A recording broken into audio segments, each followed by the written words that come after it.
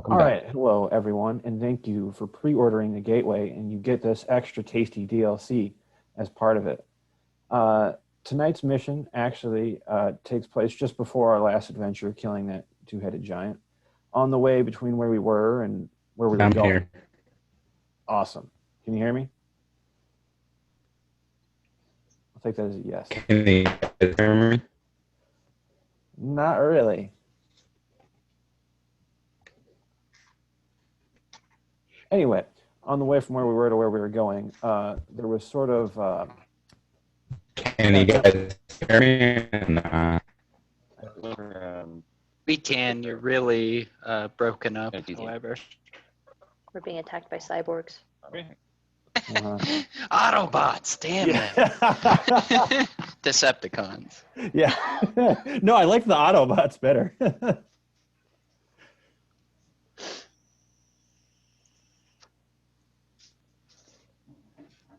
Okay, I'll keep going. Maybe Naked will hear me. There was sort of an impromptu market, sort of how a flea market is an empty lot most of the time, but vendors come together on certain days to sell things. Slidar thinks it's a good place to get some supplies. He thinks he knows someone here who gets a good deal. And Parthanax noticed the livery of a familiar vendor from where he's from, and he thinks he can get a really good price on a big figurine he picked up earlier.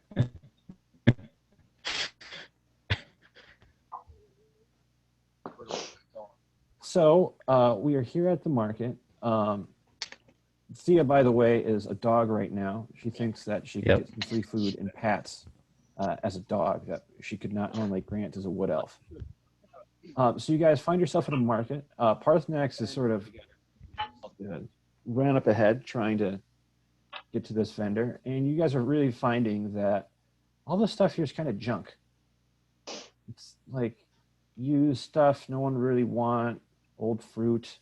Maybe you guys came too late, you know. Okay. Am I still going? So Nick, are you playing? Yes. He will be joining us shortly. Okay.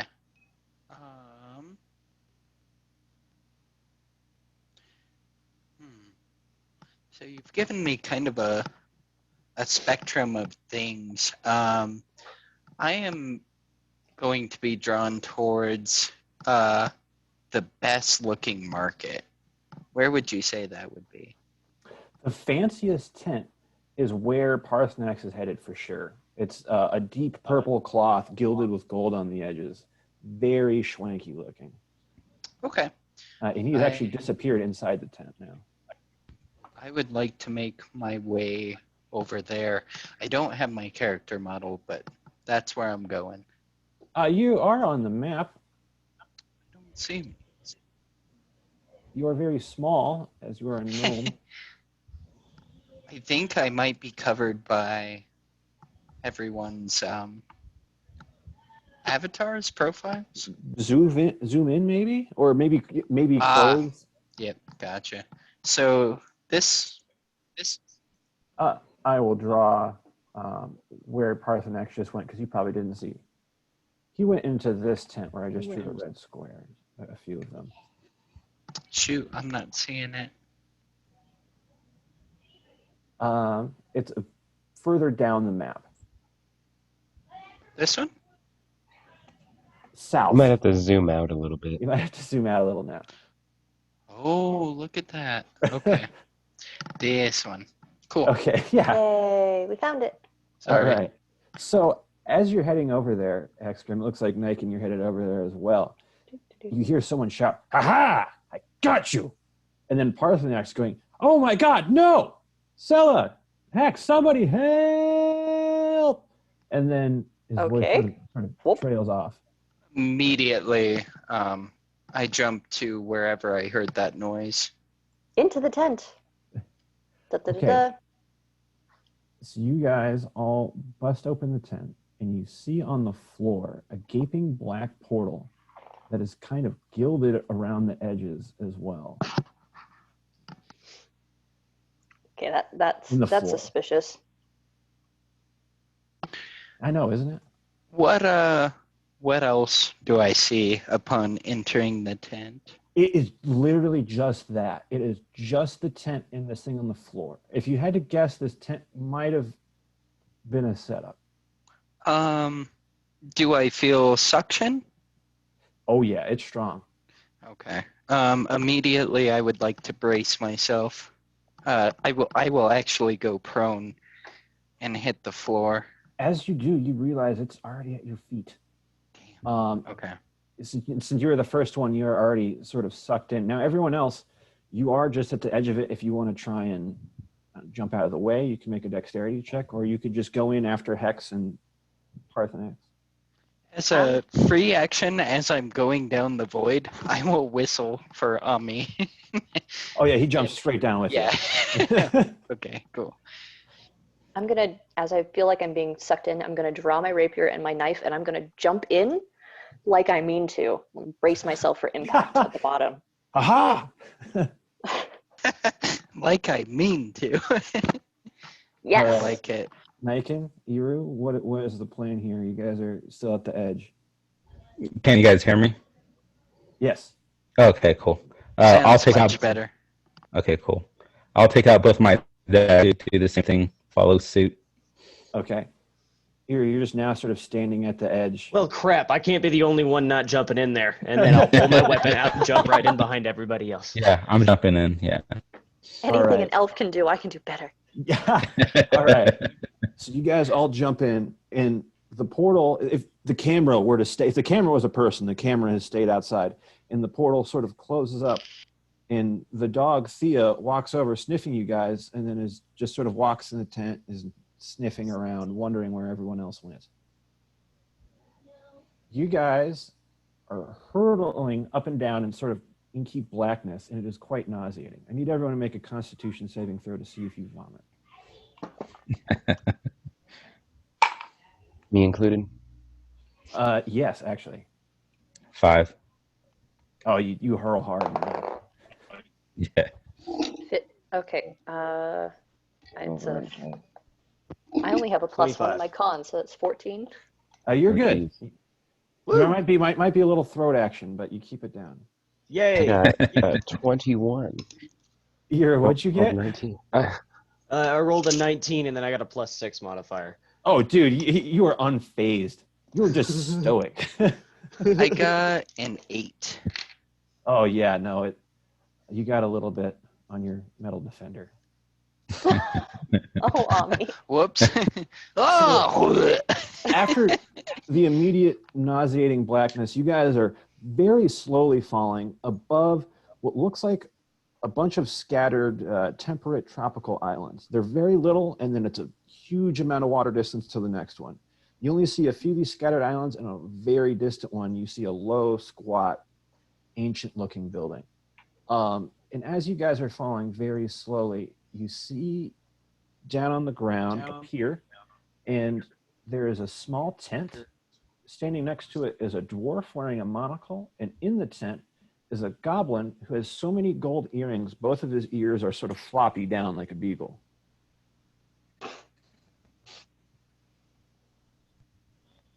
Okay. So how far away would you say? Like 30 feet? You guys are about 60 feet from the ground right now. Maybe 50 feet. And you're slowly falling. It's a bit too slow at this point. So Hex immediately goes into like war mode. He's super upset about everything that happens. He just threw up against his own accord. So you can see him like kind of flex, his armor builds around him. Omni takes a very prone, like ready to go stance. He's the first one that I see, correct? Yeah, you see this dwarf and this goblin down in the tent. So playing with my flaws, I'm probably going to engage unless someone stops me. All right. Wait, what? No. That's my flaw. So please stop me. But I'm But I Okay. don't know your flaw. I don't know it. Damn Well, it. you're about to figure it out in a second. As Exactly. this is sort of happening, Nick's character, this half-elf sorcerer, seemed to have fallen just after you guys through the portal. I'm sorry, Nick, did you make your Constitution saving throw? I rolled a 19, yeah. I got a plus 2. You were good. You were good. So there was not vomit raining down from above you guys, but I'm guessing there was some loud flailing, as this person is maybe another 20 feet above you. So this dwarf is looking up at you guys and going, "Oh my, we weren't expecting any other visitors. Is there a way I can help all of you?" You guys are still descending, maybe like 30 feet about now. Right. Can I roll to notice the death rage in Hex's eyes? Yeah, sure. Okay. Because it doesn't seem like we need to attack these people right I now. think that would be an insight check. Right? It's an insight check? Unless you want to tempt me with something better, I'm open to suggestions. Just investigation, maybe? Or perception? I guess would buy it would either be- of those. I was gonna say perception would probably be on the mark. Perception it is?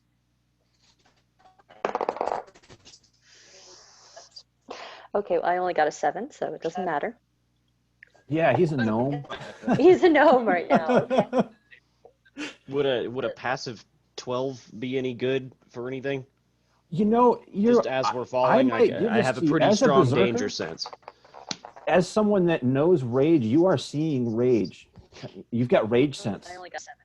Got it. Right. Okay, so I know that so now I'm going to probably play on my character flaws in this sense, in the fact that I now see Hex completely in rage mode, but I don't have the foggiest why. So I don't know whether or not I am going to be joining Hex in attacking somebody, or if I'm stopping him. So with almost a sigh of relief, as Hex immediately like builds up his armor and gets ready, you can see him kind of sigh out with him talking, and the armor changes and he kind of relaxes. Not exactly vulnerable, but definitely not like ready to fight. Okay. He understands, okay, I'm not immediately in danger, and Omni as well kind of just heals immediately and glares them down. You play your cards in defense mode. Sorry, don't know who would get that reference. No, that's a good one. All right. Does anyone want to engage this dwarf? You guys are slowly falling now. He is sort of off put, waiting for an answer. So I'm above the other group, Yeah. right? So group's like 30, 40 feet away. You're about 20 feet above the rest of the party. Okay. The reason we're in this hole is because Parthanax disappeared. So I'm gonna ask, where the heck is the Dragonborn? Which one? What do you mean, which one? The golden one that fell through the hole.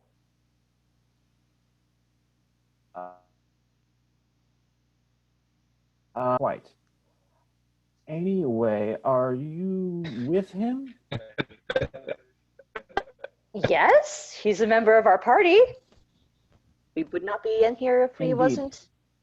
He reaches like sort of like underneath the bar of the stand and does something, and a flower pops up on the ground and it says alarm, and then another flower pops up and goes alarm, and this sort of multiplies exponentially, and he casts Dimension Door, and I need to get on the right layer. On Earth. Steps over to a portal on the other I'm so side. confused. I hate this. This Mind. goblin looks over to his employer, maybe, that just disappeared.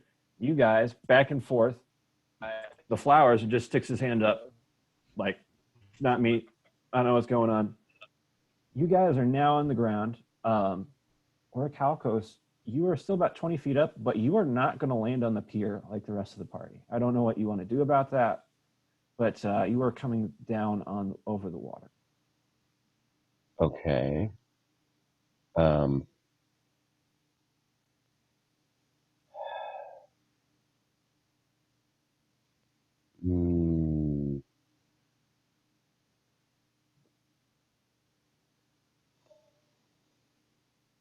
So he's 30 feet above us and hitting water, correct? Yeah, it is a she. Oh, I'm so sorry. You're go. Are 20 feet above us, and just behind you guys. You guys all were sort of landing down onto this pier. They were just over you and started falling behind you. So, just me as a player input, being 30 feet above water, you may want to take an action to dive into it. That way you don't take any damage. 30 feet. You guys are like feather falling right now. You've been slowly coming down. Okay, I want to use shape water, which is just a cantrip, to like kind of pull up a wave underneath me, and then kind of like surf said wave over to the pier. All right, stylish. I'm not sure what kind of check that might be if you want to make me do one, but like I do want to. I know. I feel like that's just part of the shape water cantrip. Okay, cool. Yeah, I basically want to like get it so that the water touches my feet, and then I just kind of like start surfing on top over to the pier. I like it. I like it. All right, you guys have now sat down. There's a portal, sort of like the one you fell off to, up on your right, but this one's standing up vertically, and it's a little bit cleaner around the edges. And there's a very confused goblin merchant in front of you.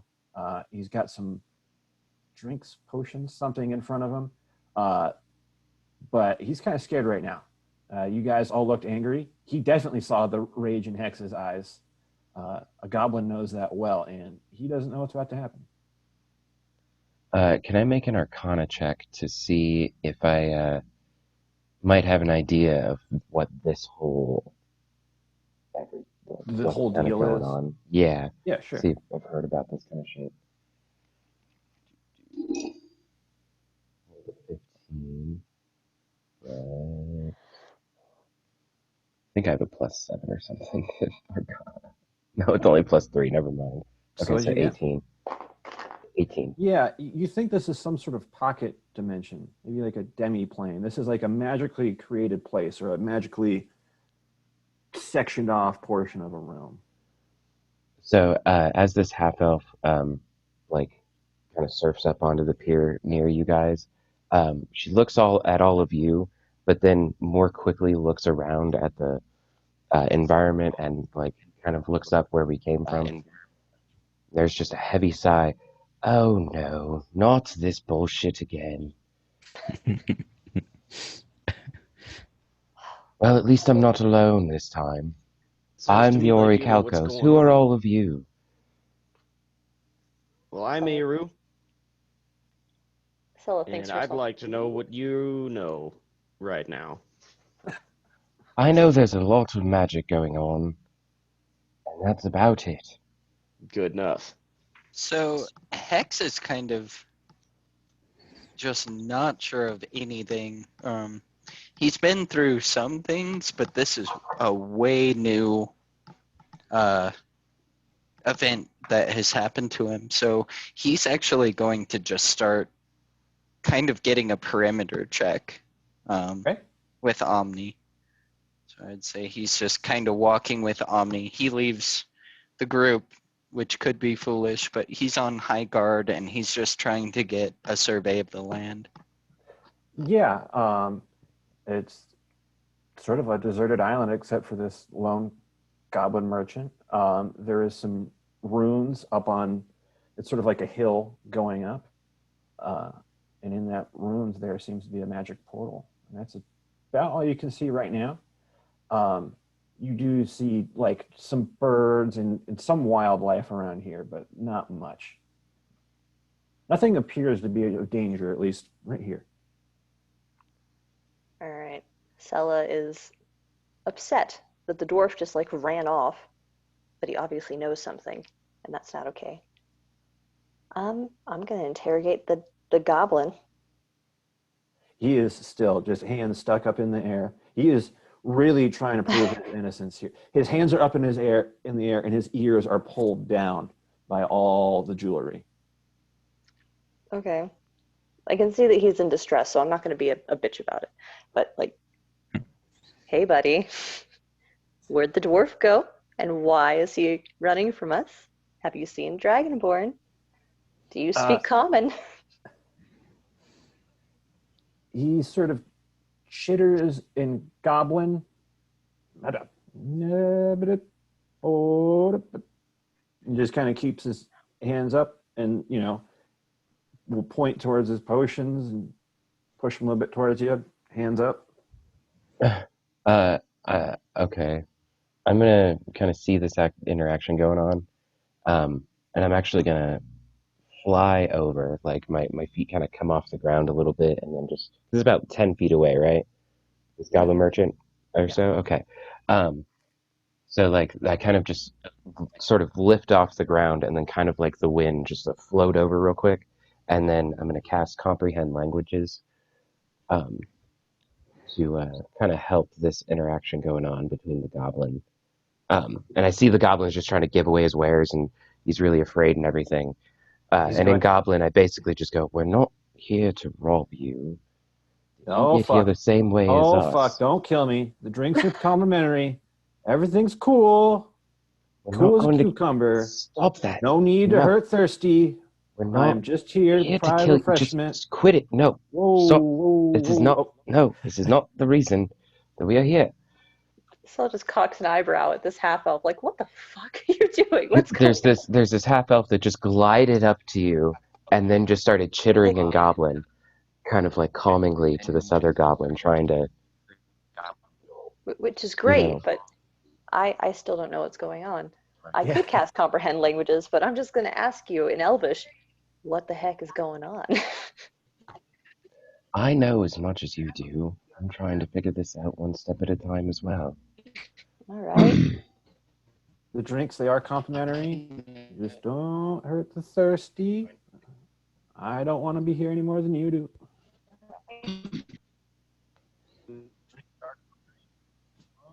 What do you say? I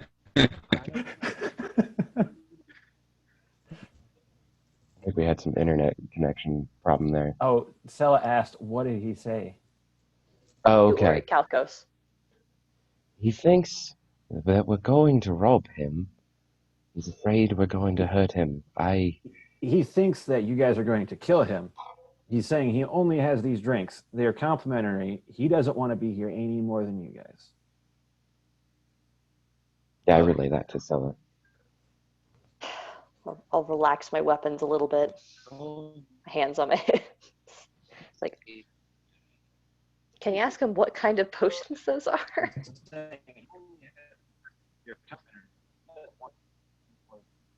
Am I lagging out? Oh, sorry. No, I heard you. Sorry, I hear you, and I also have the weird kind of echo. Yeah, I was wondering about that too. I'm like, where is that coming from? It's like old. It's like seconds old. Yeah, it's like 4 seconds old. Somebody's probably feeding back. Anyway, there's there are 5 potions, and there are 3 different kinds. There's 2 blue ones, and he explains that these would give you an extra spell slot of first level. There are 2 green potions, and those will give you 15 extra hit points, temporary hit points. And there is 1 red potion that would give you Parthanax's fire breath ability. So you get a 2d6 cone of flame coming out of your mouth. As soon as the goblin mentions the extra spell slot, I go ahead and grab one and just swirl it around for a second. Those was the bloody comprehend languages. Just down it. And kind of muttering to myself, why do they have a goblin serving the drinks that doesn't speak common? They kidnapped me and brought me in. I was in the Sword Mountains, minding my own damn business. Next thing I know, this crazy wizard and his psychotic black dragonborn friend come and kidnap me. They think it might put the Viscount Parthanax. I don't know what they want with LR. LV, whatever his name is. All those royals have stupid names. Can I do a history check on the wizard and dragonborn reference? See if maybe that piques any interest for like any popular wizard Sure. dragonborn magic duos. Combo? Yeah, that seems like a very specific combo. Rolled an 18. History's Okay, probably like, okay. with your 18, I'll give you. You've heard of a wizard that kidnaps nobles and is known for his demi-planes. The Dragonborn, you haven't heard of. Maybe it's a new hire, something, new addition. Okay. Have I This heard doesn't any... ring a wizard, ring a bell, a wizard that kidnaps nobles or demi-planes. Okay. I've never heard a name about it. I've just heard. No, there's a it's like a wizard that does story in a it. tavern, you know. A rumor of a rumor. Mm-hmm. I'm going to ask the Orichalcos again. So what did he say? He said something about wizard that kidnaps nobles. And the dragonborn companion. A wizard that kidnaps nobles. He said a lot of things, but that's the most relevant that I could tell you. He said it very quickly. Goblin is a strange language. That's all right. Someone who kidnaps nobles is... I mean, that makes sense why Parthanax is gone. Can I roll a knowledge history to maybe see if I know more about this as a noble? Yeah, no, for sure. Okay.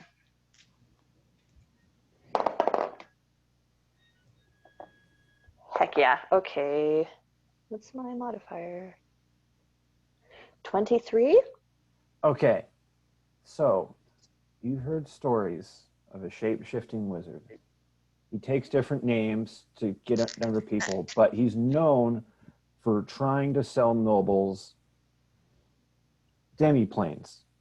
It's like a timeshare deal, but the rates are really bad. The interest rates are god-awful, and these planes no one wants to live at. Most of the time, it's like sections of really deadly places or just crazy things that this man has thought up. He's incredibly powerful, and he'd be incredibly harmful to the world if he actually tried world domination or something, but instead he just tries to sell real estate that he makes, and it doesn't work well. Recently, he has turned to more aggressive tactics and has hired a mercenary known as Zorlak, who has a reputation as just a murderer for hire. There's bad stories about Dragonborn. They come from Zorlak. He is like the people that parents tell their kids about at night. Be good or the Zorlak will come for you. Yeah, and like eat you. And smile. Okay. Interesting. All right. So explain the timeshare thing again. Why is he taking nobles to put in these timeshares? Because they can afford it. Okay. So he's kidnapping nobles, putting them in these timeshares, demanding that they pay for them. Mm-hmm. Wow. Have you been to a timeshare pitch? I have not. He kind of actually. sounds like a demigod. Kind of sounds like a douchebag. He's an insanely powerful wizard, and he's known for his shape-shifting as well. He can sort of polymorph at will. Okay. Oh no. Once again, Why am I still echoing? I don't know. I hear you too. Wow. Yeah, I was thinking the same thing. Why did I get so much louder? Oh no. Okay. Oops. My bad, Sebastian. I know it doesn't have quite as good audio, but I'm going to unplug my earphones and just try with the phone. Can you guys still hear me? Yeah. Yeah. don't hear an echo, so let's try that for a while. So while this is happening, I would like to kind of send Omni on a perimeter check around. I'm assuming the goblin here is in a building. It's sort of like a tent, like a tent stand. It says thirsty, spelled with a U and a Z on top. Okay, I'd like to kind of just send him around. Mhm. Specifically, I'm wanting him to look for anything out of the ordinary. So if there's like an object that he finds or anything that just doesn't seem place. I'll tell you this as Omni's checking. It seems like the ground around the tent in a circle is from a different place. It's like they just took everything around the tent, ground included, and put it here. But there's almost nothing inside. There's just some empty boxes. Whatever he did had, they probably took. He will mention that he didn't make these potions. They're part of the package deal. Okay. I'll have him heal with me, and I continue to kind of keep guard where I am. I'm kind of on my toes looking for anything hostile. Should anything come our way that approaches with aggression, Hexgrim will meet it. Okay. Hey, what were those blue potions again? They gave you an extra spell slot. There was green ones that gave you extra hit points, and there was a one red one that gave you a fire breath ability. Gotcha. All right. Well, if anybody else objects, I'd like to grab one of those green potions. Do it. All right, cool. I'm going to I'm grab taking one, the red but I'm going to hang on to it for now. I'm What not going to one drink it did you just take, yet. Sella? Hang on. I would like to take the red one. All right. I'll take a green one. Okay. Mike and I don't really know what Thirsty's going to do with it since he's been kidnapped, but I'm going to give him like 10 gold for compensation. Oh, it's like his eyes turn into gold coins. Oh. And he does say thank you in common. You're He welcome. knows that. He knows that. Okay. Did he give us his name, the goblin? Thirsty. Thirsty. Thank you, I think. It doesn't seem like you're here on your own volition, but Is there a word you're for when here someone and you keeps you give us somewhere these and doesn't potions. pay you? I think that's slavery with extra steps. I think I'm familiar. So I'll kind of like do a secondary scan of just like our horizon and everything. Like after we've established there's no immediate threat and kind of taking stock for a minute and stuff.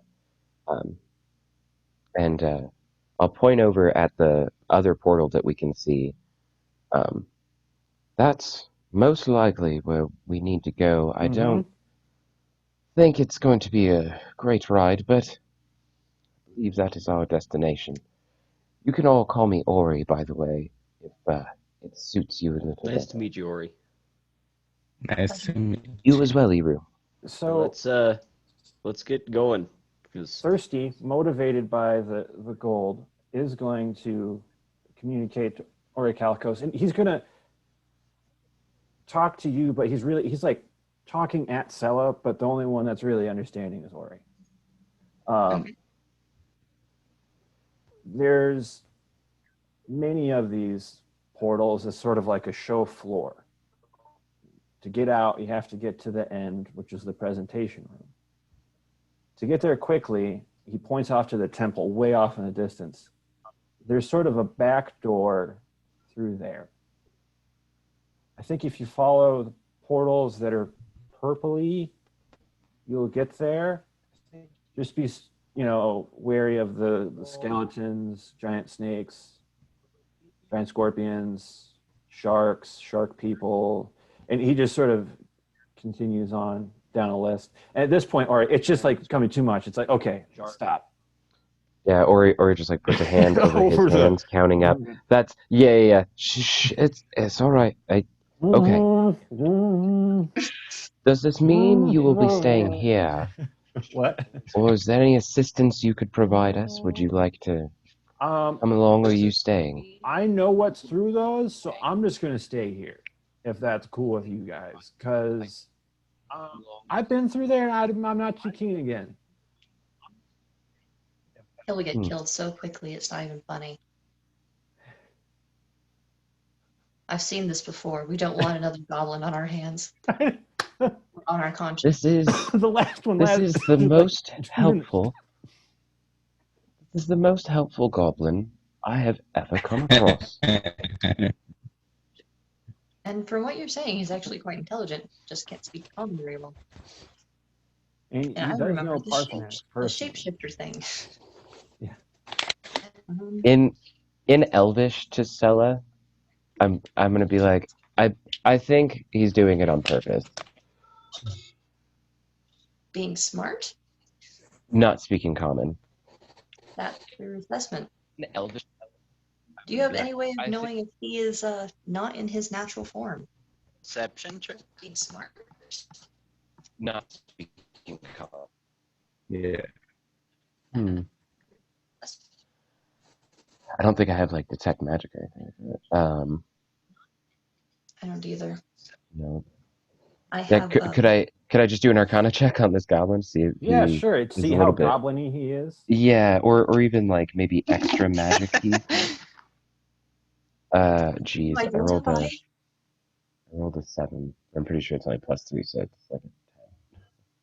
Yeah, No, 10. it's only not. You like check to see if it's a goblin mask or something, and you just end up pulling Thirsty's cheeks around. You kind of like flop the gold ear as it seems like a goblin to you. Hex, can you make me a perception check, because you've been quite on guard this whole time?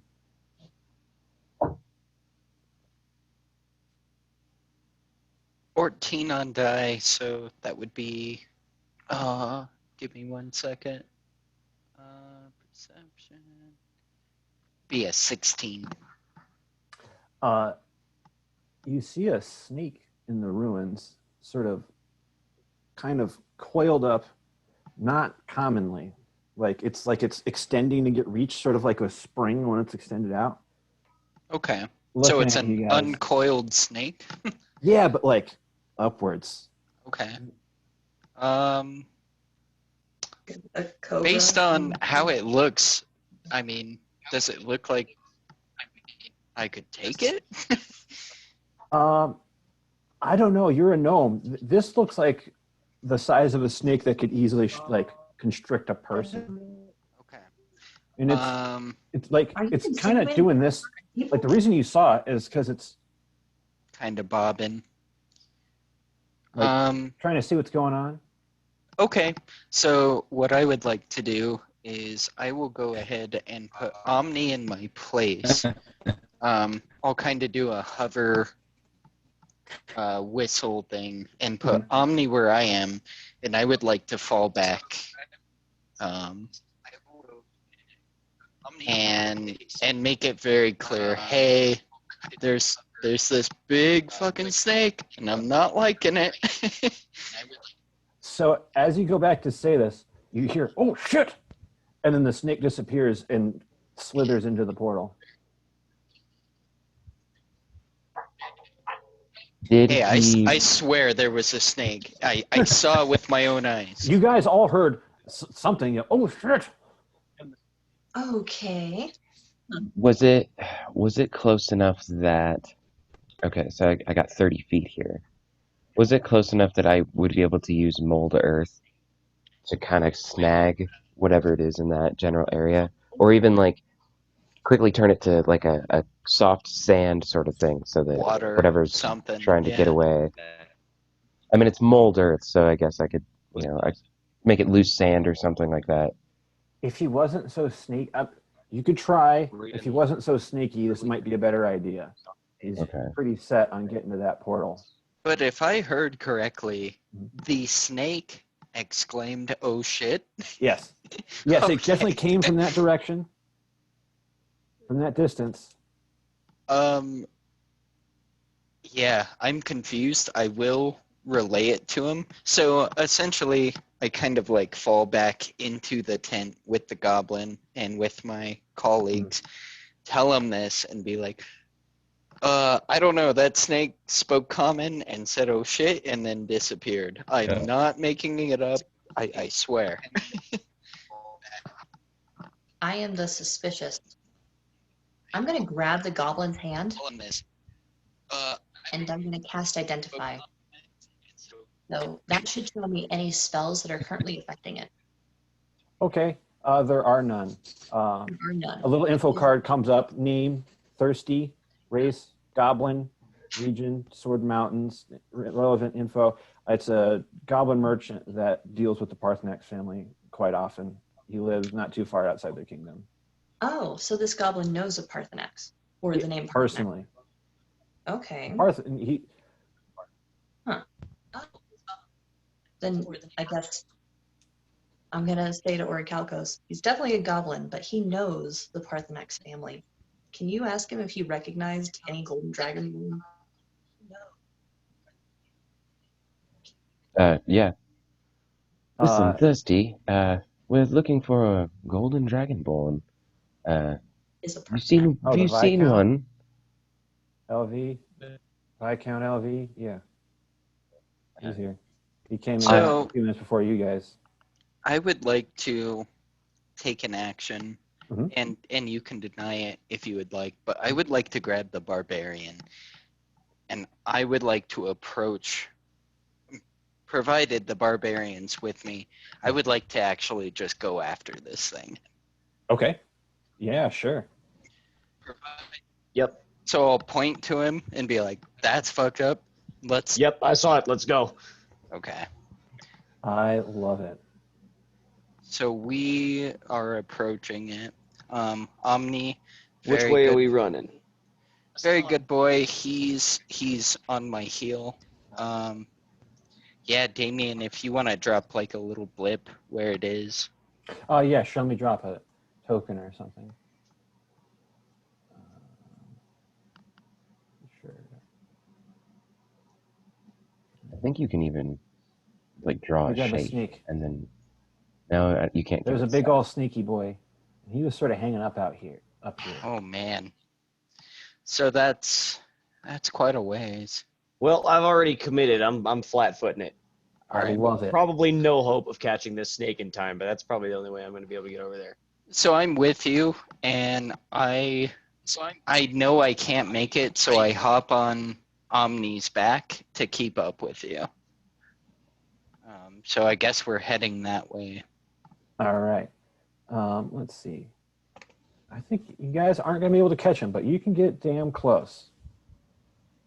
So you guys, both of you, get to about here. Probably be more something like that. You don't catch this crazy snake as it goes through the portal, but what you do see is that the portal is like a reflection into somewhere. And after the snake goes through it, the image sort of changes. Before it was more islands. Now you see sort of desert dunes and sand on the other side of this portal. As soon as they take off, I'll say to Megan and Sella, should we be going after them? Yeah, absolutely. I start beelining it the same direction that they did. See, the running commences. All right. So the gnome that you have known seems to have completely changed demeanor. He's really focused on this, and he doesn't seem as easygoing. He seems like he's ready to fight. And he's really frustrated because he doesn't understand what he's seeing in front of him. He's almost ready to jump in. So I guess like while everybody else was running up, I am going to be looking at you, Hex. Go ahead and then looking at the portal. and then back at you, and then back to the portal, and then once more back at you. Do you want to do this? Yeah, so We're doing this. so essentially I'll play off of you, and again I'm rock sturdy, and I'm like, what the heck is this? I am really intelligent based, so a little part of me stops me from just gung-ho dropping into this portal because I've never seen this before. Is there any way, Damien, that I could roll to see anything? Like Through why? the portal? Yeah, you go ahead and make me a perception check. It is like a window into another place. So with a perception check, that's a 16. Okay. Yeah, that's enough. You can not like without putting your head through, sort of look around and through the edges. It seems to be the ruins of a once great desert city. And you're sort of look like right now you're standing vertically. You're looking down at it. Like this portal comes down from above. Oh, great, more falling. So Hexgrim is ready to jump in. He's gung-ho. Omni comes up and sits right in front of him and barks. So it kind of snaps him out of it, and he looks at the approaching party members. And I would like to kind of relay the information that I have to them. Mm-hmm. And while Hex is giving out information, I will happily lead the charge. I'm going in. I'm jumping through. All right, I love the enthusiasm. I'd like to imagine that you charge in, battle axe ready, like behind your head. Oh yeah, no, Just, I'm prepared to strike if I need to. Actually, I'm gonna rely on the fact that I've got no idea what's going on, so I'd rather be ready to attack.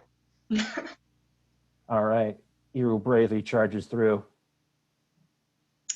Sella goes too. She's still got her sword and dagger Okay, yeah, so this all happens instantaneously. As I'm about to jump in, I stop and I see the barbarian jump in. I go to tell you, you jump in. So I ready myself and I jump in as well. All right. All right, I believe we're all going in.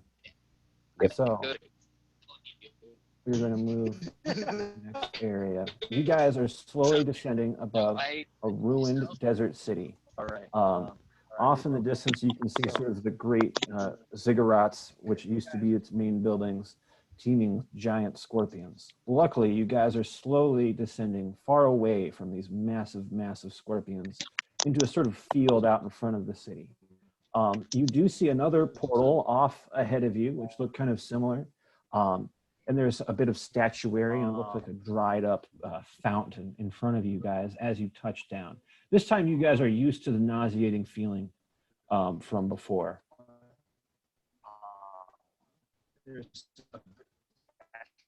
Now, I'd like to imagine, Eru, that you were like running through and you're still kind of running. Yeah, I was ready to fight something.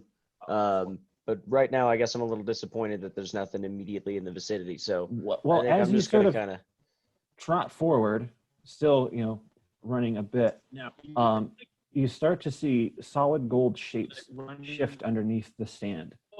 And one of them grabs a sword as it sort of picks up. And you see 3 solid gold skeletons emerge from the sand in front of you. Everyone roll me initiative, and you get advantage since you were so gung-ho. All right. You rolled initiative before you went in the portal. Shoot, yeah. Got a 16. Okay. 12. Also 12. Okay. Stella goes first, way higher initiative. 14. 2 stacks.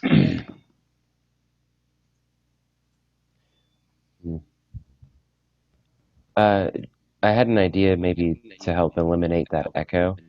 If we all try and mute when we're not talking, it might cut that out, hopefully. I'm pretty sure you can hit space and it'll, yeah, if you hit spacebar, it'll unmute you. Let go of it, and you'll just be muted.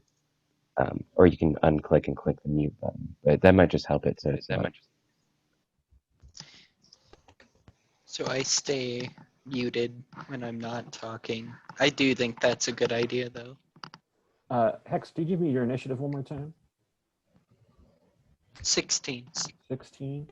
All right. Iru, what is yours? 14. 14. Okay. And that was the best of 2? Best of 2. Oh, boy. Oh, apologies. Did not know that. Oh, yeah. You got advantage on that sucker. Yeah, that's best of 2. Okay. All right. Niken. 8. Oh, boy. Yeah. Okay.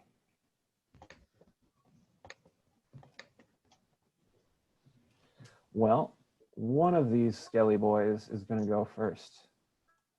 Let me go back to the page. He's going to move closer to Iru and take a swing at him with his axe. Oh boy. Does a 15 hit? Let me check real quick. Need to make sure if I've got anything from my danger sense. Where's it at? Features and traits, danger sense only. Is this a armor class or dexterity or what am I doing? Armor class. It would be Got armor it. class, yeah. Mine's 18. No, he does not hit you. Nice. Raises right off of you. Yeah.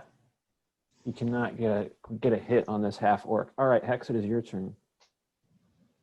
So I would like to pretty much immediately dive to kind of this area, Okay. just right against the corner. And as I'm doing so as a free action, I'm kind of creating my artifacts. Artificer's kind of weird, but essentially I'm buffing myself and I'm also creating my hand axe in order to create the I can throw it and it comes right back. These can be done. It was already done on the giant fight, so I still have them. But essentially I'm just restarting that. So I would like to hug the rock. And from where I'm at, but essentially, what exactly do I see? And You can see all 3 of these skeleton boys, solid gold coming out of the sand. I know it looks like there's a wall obstructing your view, but this is crumbled and only about a foot high. Okay, so I would like to throw my hand axe. Okay. Immediately at the one that just attacked my barbarian. All right. You got some dice for that? I got an 8. Oh, you do not hit. Okay, so essentially I spent too much time getting myself in a good position and threw it kind of on a whim, but it went just right over his head. So it does come back to me, kind of like Thor's hammer, but just whiffs him. That said, Omni is going to charge. Okay. So he is going to get right here. Okay. And I think his movement is his entire move, but there's a lot of potential with him there. Okay, for sure. Here, we'll have Omni be a little woofy boy. Cool. Yeah. So if you want to put him in that square there. Cool. All right. Another one of these skeletons is going to start coming around this way in a little bit of a flanking maneuver. He's not going to attack anyone yet. He's sort of scoping out the scene. And Next is... Okay. wait. No, Iru, you're next. All right. Then I guess I'm gonna go for I'm just gonna attack this guy right in front of me. All right. Let's see here. 19. Oh, you hit for sure. How much damage do you do this golden boy? Let's see. Hit for 8. 8 damage. All right. Yeah, you take a solid chunk. Whatever scrap of armor this thing was wearing goes flying off, and your axe cuts into that soft, tender gold and just leaves a nice scar in the bones. Is there anything else you'd like to do? Let's see. You only have one attack per turn? As long as I think I only get the bonus attacks when I go into rage mode. Correct. Yeah, unless you rage. Yeah, and I'm not in rage mode right just yet, so I think that will do it for me. I'm just gonna go Okay. in for the swing and just slow and steady. All right. I got one goal in mind. Sella, you are up. Ori, you are next. Sella, you're also muted. And you were talking, but you were muted. I can't hear you. And I don't think you can hear me. So I'm just sitting here by myself, talking to myself. I'm sorry, I forgot when I muted myself. Okay. I summon McFluffy. Oh, boy. Actually, wait, let me confer to our other DM about this. I'm Mhm. pretty sure, yeah, you guys still got to go one more day. So I thought we were in it the would, past. yeah, so that would be even less time since the last Yeah, time you we used This it. just would defeated have that. Wait, No, this where was before the two-headed giant, and we still had another day after we defeated the giant boy. Okay. I want to see So you could McFluffy use this it. episode too. I'm bummed. Yeah, unfortunately, yeah, it still is on that cooldown. It's all right. I will do something else. I thought we were like way, way in the past. Or Just a No, this day. is This is just a just a day. day before the Ettin fight. okay. I have noticed that the echo isn't going since Sebastian, you muted yourself, so thank you. It's way clearer. I've noticed that too. Hmm. Okay, then where am I and what can I do? So I guess Everybody's other at the very than bottom of the map. Ah, goodness. Stop. Oh, and now you just took your character off the map. No, I'm here. Okay. Somewhere. I'm gonna go up. I'm going to kind of try and flank for Eru. Okay.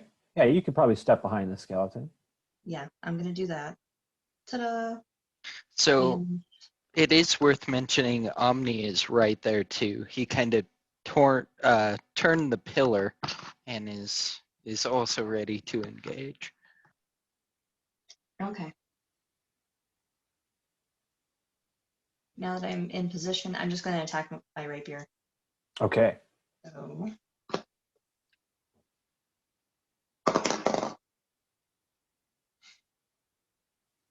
does a 9 hit? No. Okay. I like to imagine you just pierce through the rib cage. Like if this was an organic target, this would have been dead on. But seeing as it is just bones, nothing happens. Well, damn. Then There's I'm like a little going. bit of a rattle as it goes through. Ta-ding. All right. Then I'm gonna use my bonus action, which is 2-weapon fighting, and I'm going to attack with my dagger as well. Okay. She's a bard. It made like a little dut dut dut dut dut as it like went in. Womp womp. 15, 16, 17. Does 19 hit? Yes, it does. Cool. Then I'm going to stab with my dagger. How much damage does this little dagger do? 1d4 plus 3, so not a whole lot.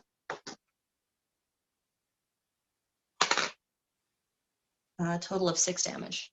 Okay, you stab your knife into the skeleton's skull, and then the rest of the body just falls on the ground, dissipated. And then the skull slowly slumps off. All right. That works for me. That's the end of my turn. Okay, Ori, your turn is next. Okay, so I would like to. See here. I kind of would like to get a vantage spot up on either of these sides. How sheer is the cliff face? Would I be able to Quite, and it is quite sandy too. You'd be running up a sand dune. um?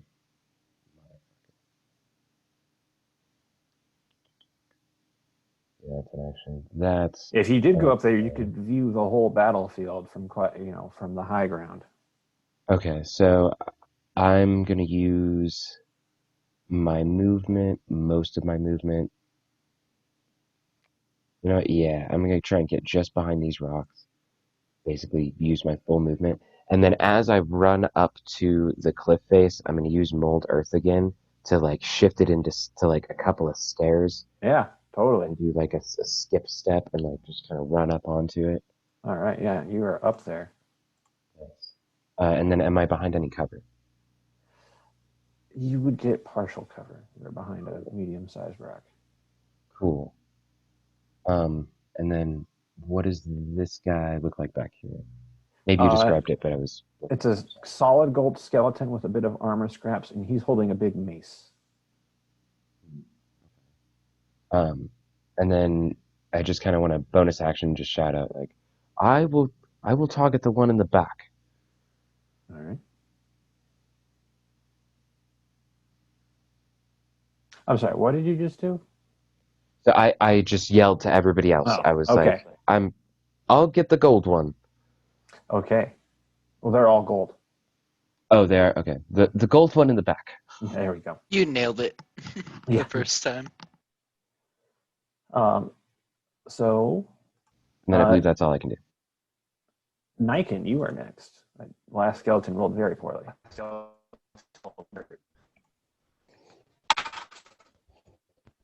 Does 11? Guessing Are you going to go for not. that one right in front of Iru? Are you going to get that one? But That I one's have the dead, blue actually. one. This one. Okay, yeah, for sure. Oh, Yeah, okay. you're good. That. Okay. Yeah. There we go. Yeah. What did you roll to hit? 11. No, that is not good enough.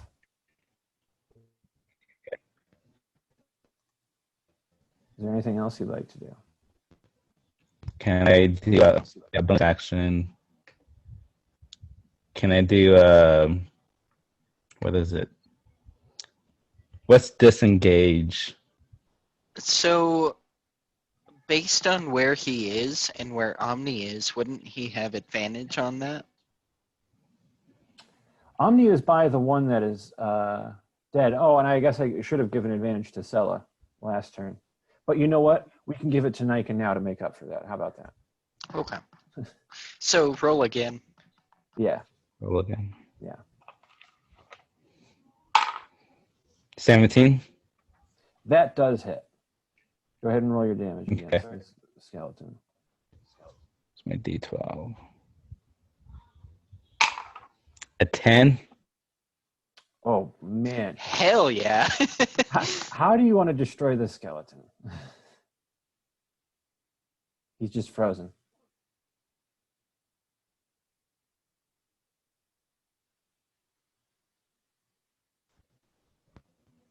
What a face to be stuck on, too. Niken, how do you want to destroy this skeleton? You just took it out in one hit.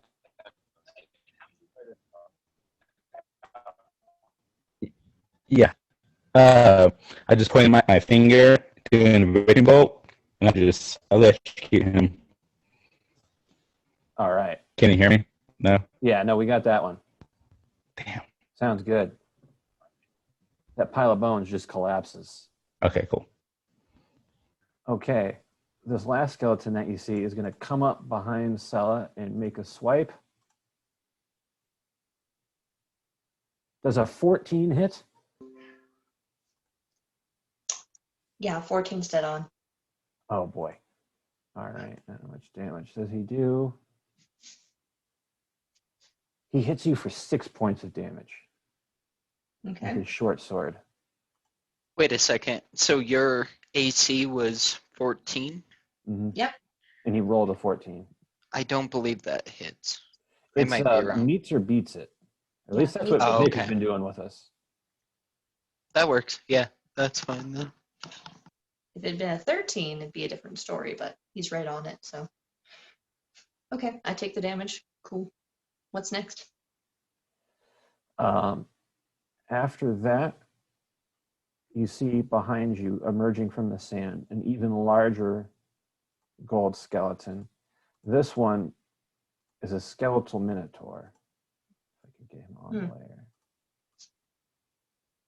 Coming up from the sand, holding his axe. And he makes a motion like there would have been a roar if vocal cords were still a thing.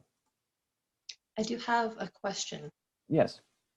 Since he's got no flesh, does the skull count as an inanimate object or non-organic?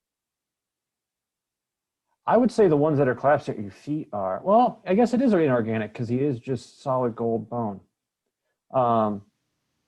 Yeah, anything Yeah. metal, crystal, or stone. I was just trying to think if it was coated on the outside, but no, these are solid gold, as it were. It's That not like is- real bone underneath. That's excellent news. Thank you. Okay. All right. Hex, it's back up at you, buddy. All right. So based on my position, I am going to take a 5-foot and I'm going to throw my hammer at. Oh, is he dead? Yeah, Niken took him out. There is still the one that is behind Sella. Actually, I'm gonna use my movement since he's dead. Mhm. I am so sorry. My dog decides to protect the household, so I'm going to take the dash option, and I'm just booking it. Okay. So my entire movement, I would like to get here and kind of get a survey of what is going on around here. You can see obviously this big gold minotaur standing in front of the portal, what looks like the way out. You do also notice some other, it looks like gold in the sand. You're not sure what it is, but there's definitely more of what your enemies are made out of, not deep beneath the earth. Interesting. Okay. Well, I think that's my entire movement is I would kind of like to, if possible, with a bonus action, hide. Not so much actually hide, but I kind of duck behind debris, and I would just like to survey that. And then Omni is going to. Whoops. Is going to go ahead. Now you can control him. Thank you. He's going to go ahead and run in about there. Okay. Snarl, bark, attempting to get this one's attention. Indeed, he does. The skeleton, it's sort of like whatever moves, it's whatever's going to get its attention. So he slowly starts to rotate to face this new foe. Cool. Okay. Now it is your turn, Iru. All right. So I'm going to see Hex running for the big guy, and almost get kind of competitive. Okay. And I'm gonna holler. I guess as a bonus action, I'm gonna yell out, "You guys handle the little guy. I'm going for the big one." And I'm going to. He's too far away for me to be able to get to this turn, so let's see. How far movement do I get per turn in combat? It's just your maximum movement. Unless you want to take a my- dash, and that'd be your My whole walking action. speed? Yeah, so I think you can probably move 30 feet. Yeah. And then That you can seems dash about for right. 60 feet. Let's see. I think I'm going to go for. I'm actually going to pull a javelin out. Oh boy. So I am going to So get cool. a little closer. I'm gonna get a little closer in, but like I'm like focused. Like while I'm walking, I'm lining up a shot, and I'm gonna throw this guy in here. So let me grab my guy here. 30 feet should be right about this That's spot. great. So let me get a roll in. Let's see, plus 7, trying to 24. Oh that hit? boy, that javelin just sinks into the head. It's like a hot knife through butter. How much damage does it do? Ah, bummer. 6. Okay. It's metal, it's a javelin. It's not too much. But now there's just this javelin sticking out of its head like a third horn. All right. Okay. Next is Sella.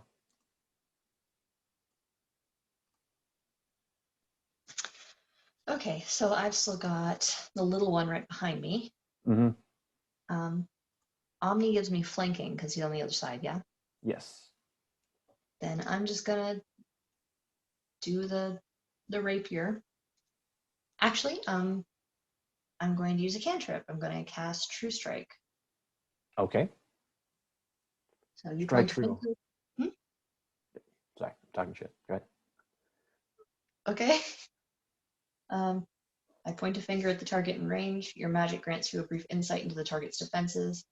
On your next turn, you gain advantage on your first attack. Roll against the target, provided that the spell hasn't ended. So what do I see? It's a big. You're doing it at the big guy, right? No, the small one between me and Omni. It is a skeleton. He is made of gold. He is vulnerable to bludgeoning, and he is immune to poison. He can't be exhausted or poisoned. He's got a short sword. Is there anything else that you'd like from that cell? No. Okay. That's pretty much all I need. But I do have my bonus action, even though I used a cantrip, right? Yeah. Okay, then with my bonus action, I'm going to attack with my rapier. Okay.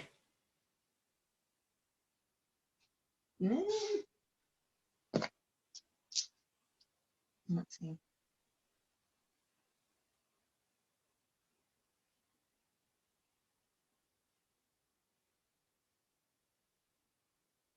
I also have advantage on my attack roll, so let's get that done.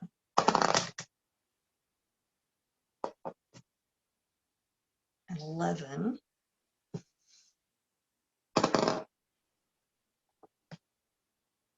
$16? Does a 16 hit? Indeed. Okay, cool.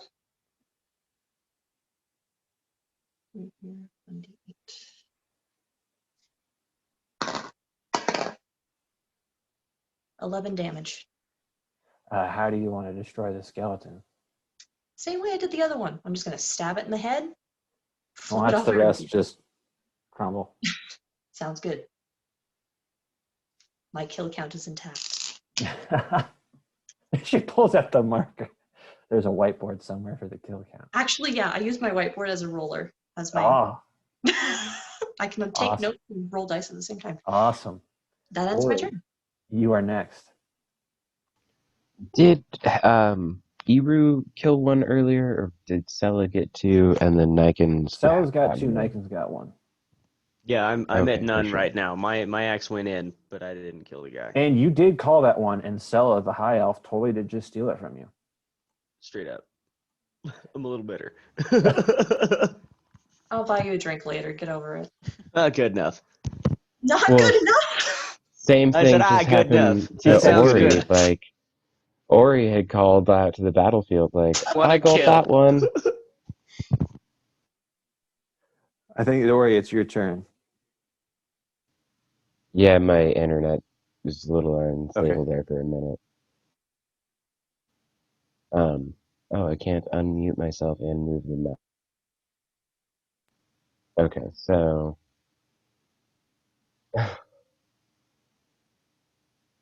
as soon as Sella kills this one, you guys hear from the back of the battlefield, well, apparently not.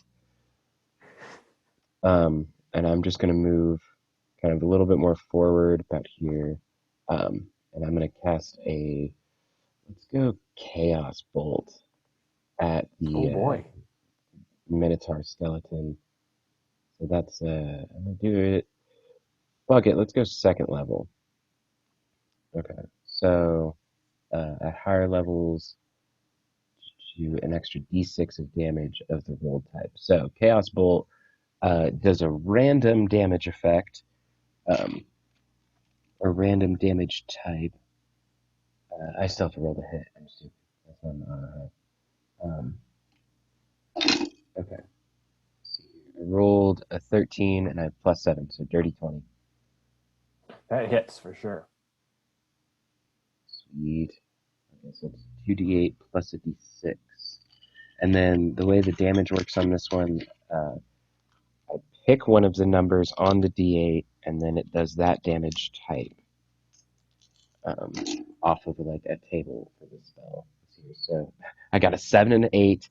Oh my god, I got a 7 and an 8 on the d8s and a 6 on the d6. Shit.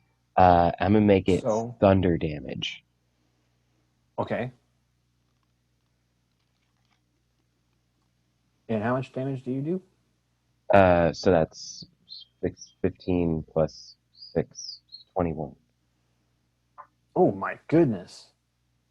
Yeah, the bones of this skeleton are a little distorted and warped from this thunderous damage. But he's still standing strong and fearsome. If anyone, I doubt that they would be able to actually see me up on this ridge, but if anyone was watching, it's like there was kind of a fluid kind of water like dance move that happened before like a finger goes out and then casts this kind of arcane energy out to this minotaur, and then it's just a bit of light that kind of flies across the battlefield, and then as soon as it hits it, you guys hear just this like crazy cacophonous of thunder that just hits this minotaur. Ooh. Very nice. Okay, and then that's my turn. All right, Niken, you are up. Okay. I'm gonna move closer.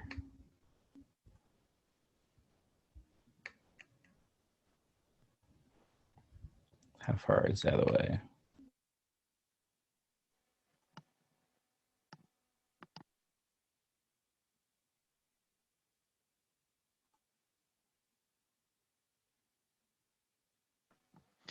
Looks to be about 30 feet. Mm-hmm. You can't hear me? Yeah, we got you. So you moved about 30 feet to get where you are. It would be another 30-foot dash to him if you wanted to move straight up to him. But you can still take an action. Before you. How's he looking right now? I'm You sorry, what? kind of broke up. I believe you asked how is the Minotaur How's looking? he? It's still quite solid. I mean, he's a little bit warped from that last blast, but he is still looking Yes. fearsome.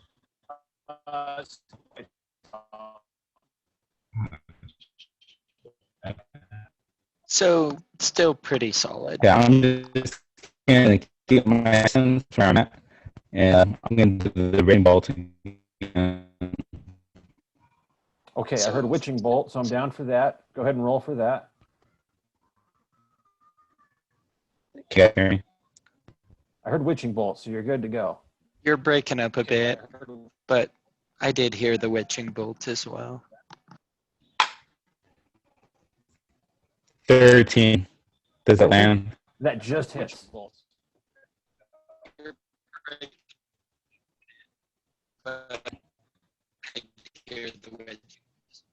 Does a 13 land? Yes, it does. How much damage do you do? Oh wow. Okay. 11. One more time. 11 damage. 11. Ooh, that's a solid Okay, hit. cool. Just burrows into that Minotaur. 11. Yeah, and okay, we got it now. I think there's probably a delay. 11.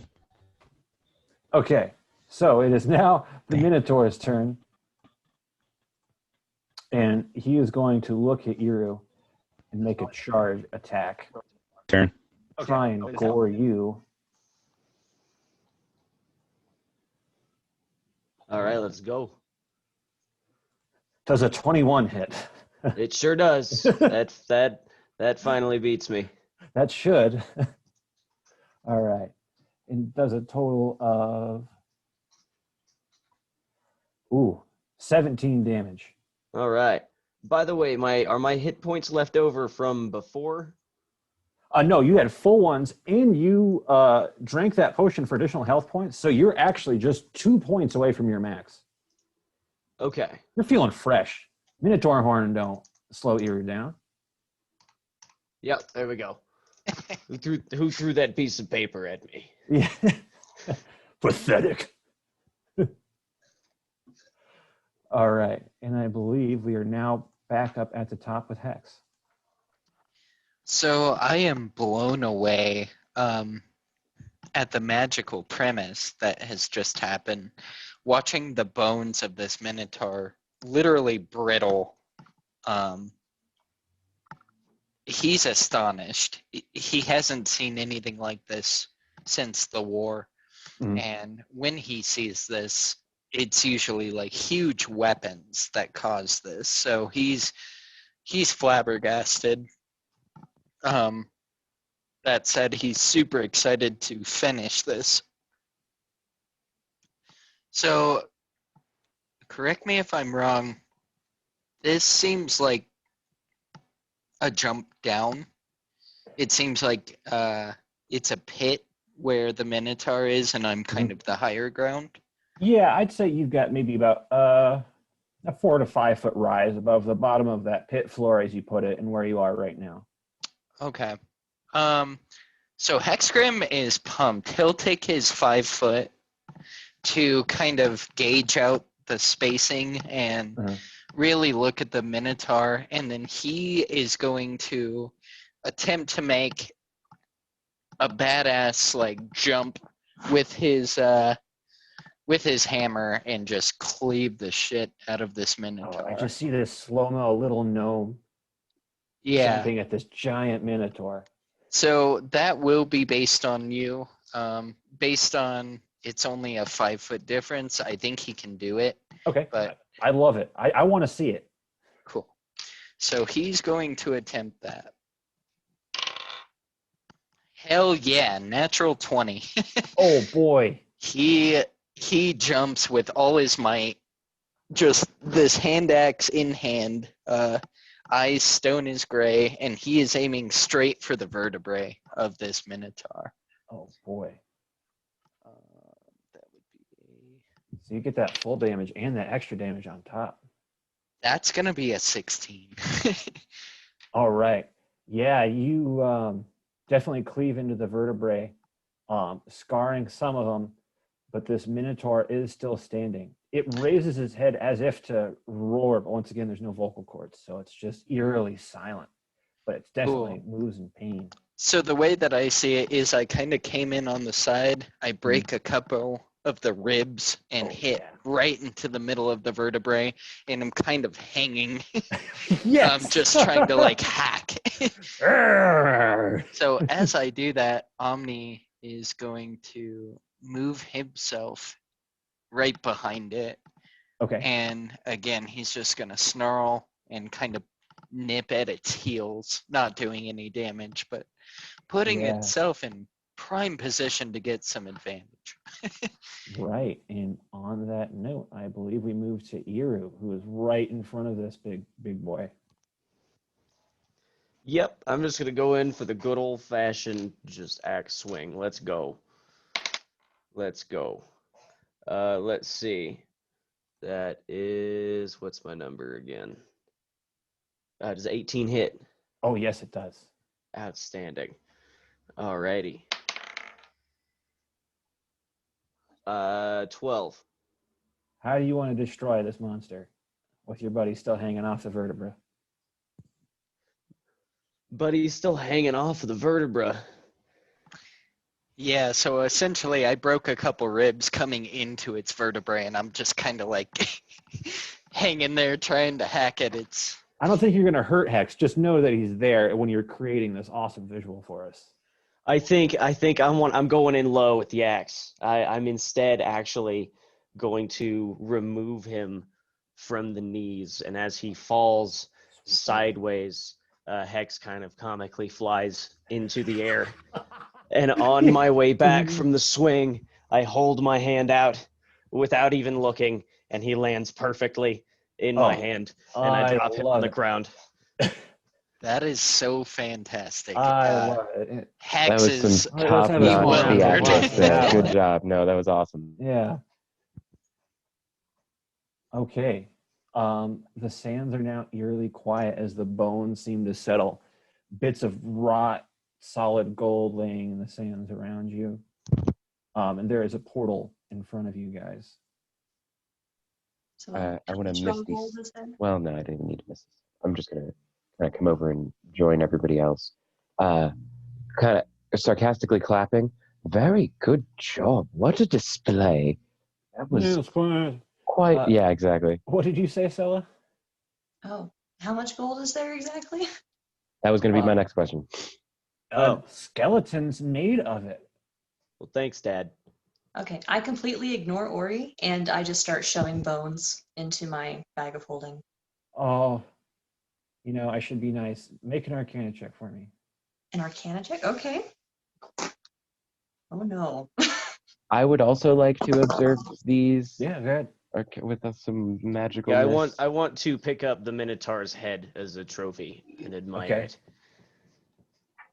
So 11. kind of on the same note, Hex is, it's unlike the guy you know. He's just cleaning his axe of the viscera, and he has a piece of the vertebrae stuck on his axe, which he kind of like chunks off, and Omni eats it. And they both just look way different than the comical kind of easygoing characters that you know. It seems like when they're in battle, they're completely different.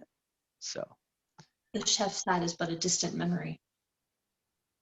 I like So, what was that your it's Arcana lots of check like? like nuggets and flakes My of gold Arcana and stuff. check, my Arcana check was 11. But I think we've almost all touched the gold at this point.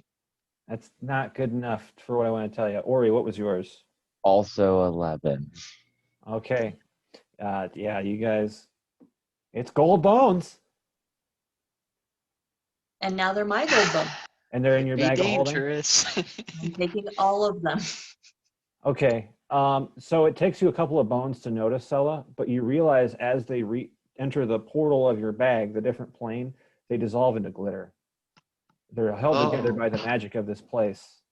And now you've got glitter in your bag. And I know you know how glitter is getting out of things. Imagine getting glitter out of a bag of holding. That's never coming out. That's never coming out. You have a Beautiful. glitterly. Stuff in the bag of holding. And now it's got the glitter on it too. You have a Some of glittery them bag of glittle. holding. I'm sorry, what'd you say, Sella? So everything is glitterly covered in glitter for eternity. This is great. I stop picking up bones and start going, fuck. Did you say can I- glitterily? Yes. Did you say Yes, glitterally you a second did, and ago? I just love had to it. clarify. Okay, that was awesome. Can I make an intelligence check on watching that happen? Yeah, sure. What do you want to know? I mean, why the heck, when it left a plane, would it act that way? I rolled a 12. Actually, plus my +6. So, the power of this place is keeping it together. Once something leaves this place, it loses anything that's holding it together. It's almost like atomized into this glitter. Perhaps this glitter is what the wizard was making these planes out of.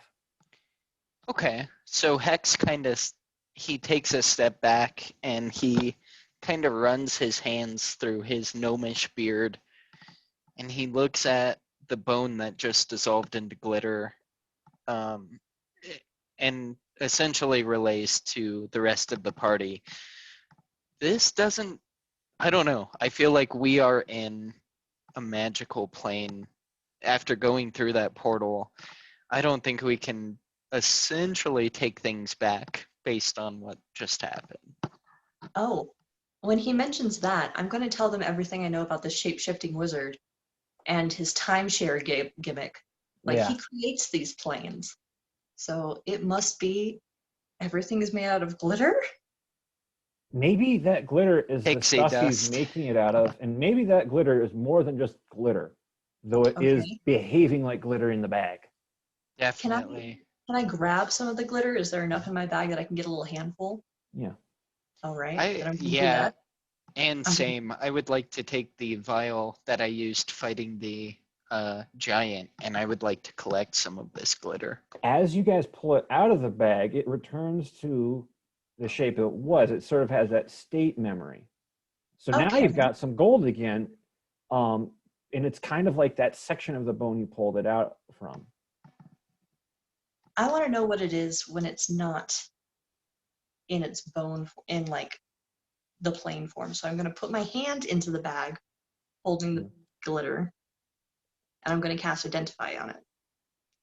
Okay. What is this glitter? It like I'm gonna guess when you cast it in, you know what it is, but it's sort of like you're looking at like a science journal or something. It's like A lot of info. there's a lot going on here. It's a I don't know. You know how when you zoom in on sand, it's a bunch of tiny microorganisms, Okay. or like little different things. This glitter is like that almost, and these things almost have a somewhat shape-shifting property to them. Now, to be real here and a bit meta, I don't want to make anything too crazy that's going to detract from what Nick is making. So we can keep some of this. As far as what it can do, I'm going to leave that up to him. Well, we've got some magic necromancer eyes. Now I have some magic shapeshifter glitter. I'll just, And maybe this is that wizard's secret sauce. Like he's making Maybe. planes unheard of. Maybe this is the secret to it. That was right where I was going to touch. So essentially, if I grabbed a vial of this glitter, pulled it out, it turns back into bone? Yeah, if you keep it in the bag of holding for now, it'll stay in its glitterous form. You don't know what it's going to be like when you take it out of the planes altogether. You think glitter, though. You think it's this plane in particular. I don't know. It's sort of like when you nerd shit here, when you pull a bit of code into a program that already recognizes it, it remembers what it's supposed to be. Remembers the code. That's fair. Okay. So I do have the vial. I grabbed a bit of this glitter and I sealed it, and I would like to keep that in my inventory. you'd have to keep it in the bag have- of holding for it to You have remain. to keep it with Sella, at least for now. You Okay. guys are on the same team.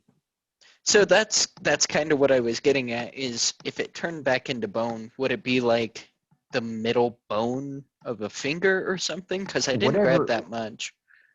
Well, it was what Sella was taking, and I'm guessing near her was some minotaur bones. So it would be proportionally whatever she put in.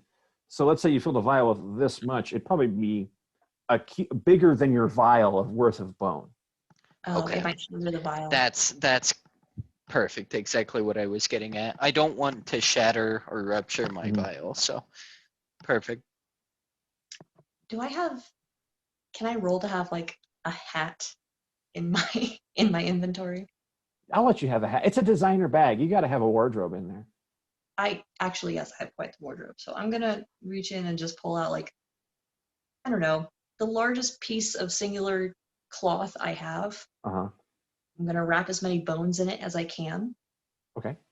and then tie it as tightly as I can and put it back in my bag of holding. So now I Okay. have a great deal of contained glitter, Okay. at least for now.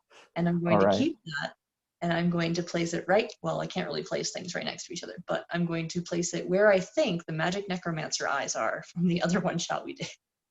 Okay. You guys are giving me too many magical items to keep. This bag was a bad idea. hey, it's got infinite capacity, infinite side The quests. best idea. Yeah. Okay, is there anything else you guys want to explore here? Do you want to move through the portal?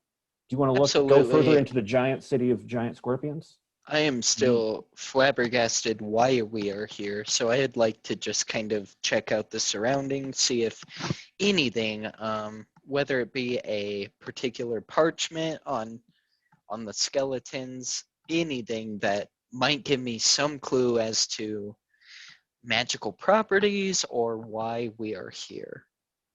Well, you're here to save Parthanax, I hope. Yeah. This, going with what Sella was saying before about this wizard selling timeshares, this is like a sales room floor. This is the ancient desert floor before you were in the tropical island floor. There might be others like this ahead of you. Okay.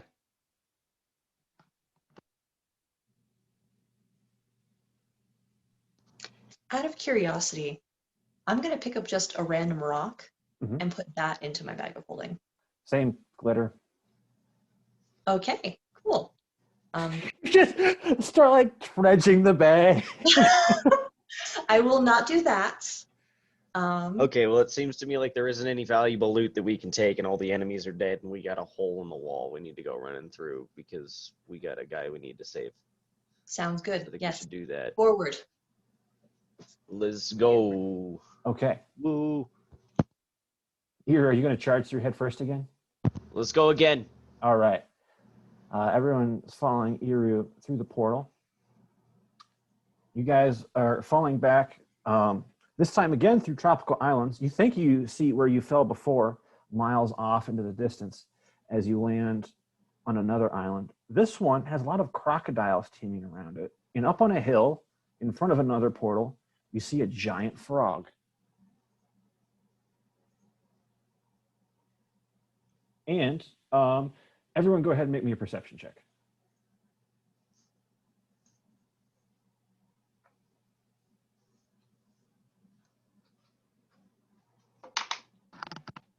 $15. Okay. Also 15. All right. Hexanori, would you? I got a 16. Okay. Pretty much all you guys see a bit of blood across the bridge, and it looks like some shimmering gold scales.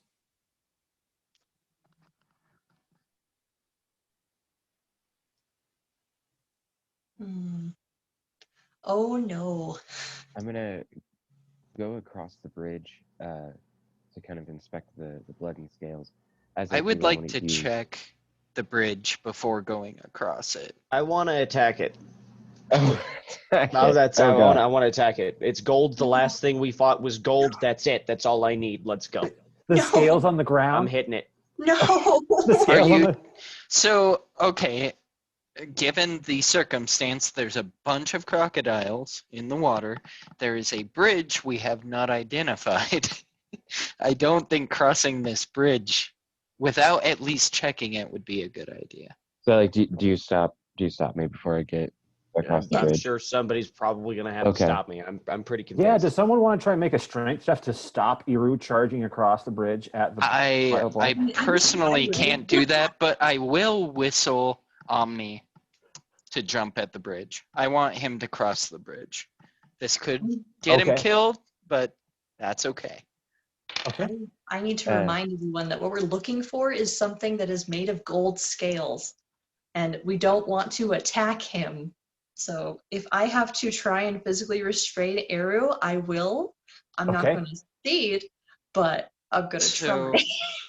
I immediately, when I see the barbarians start walking Mhm. forward, I see this and I see that there's crocodiles. I whistle very sharply and Omni takes off across the bridge. Okay. He got a 16 as far as crossing. Okay. Yeah. No, he crosses just fine. The strength check was if you wanted to stop Iru. Yeah. Okay. Yeah, I was So like, I'm he ready to roll crosses. dice to see if anybody wants to stab me Yeah, here. if anyone wants Like, to stop I'm- him, we'll I'm- make opposed athletics checks. If you, And there's either no way you or I I'll could roll athletics. stop I was him. like, so- which one of us is going? Yeah, which one of us is getting there first? I'll roll an athletics first if I got it, I guess. I mean, I also will Uh. scream at him. I will use vicious mockery if I need to. I'll do what I have to do. We're not attacking Parthanax. That's not the goal here. So what do I roll against? It's athletics. You roll your athletics. Eru is going to roll athletics. Whoever gets the higher is going to be the victim in the situation. Okay. Okay, so 19. 23. Oh, Ooh. I'd like Okay. to imagine Eru drag Sella a little bit as you go across. You go across and you swing your axe into the scales and blood on the ground, and it just sort of thumps into the ground.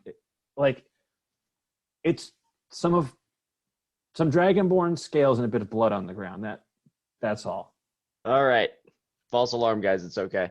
I kind of imagine Stella. I checked it. It's cool. I kind of imagine Stella trying to stop Eru is a little bit like when Spider-Man web slings onto Thor's hammer in Infinity War, where he just like gets taken off by it. Yeah.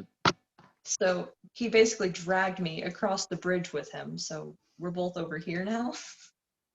Yeah. I guess you are both over there. I'm gonna walk across the bridge too.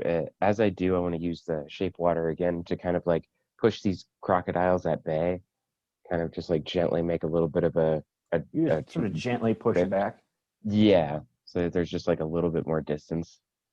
They were not ready for that, and they're just like push back and aren't quite swimming back quite yet because they're like they spend their whole lives in water, and this has never happened once.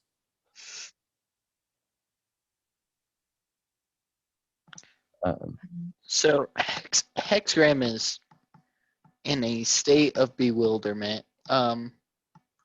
His whole life has kind of been war and fighting.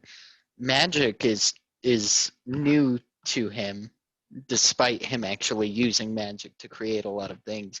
This trips him out. He's really confused. How And visible is Hex's bewilderment? Like, would we all notice, or absolutely. would I have insight? The jaw is This- literally on the floor because he's a gnome. It's not that far.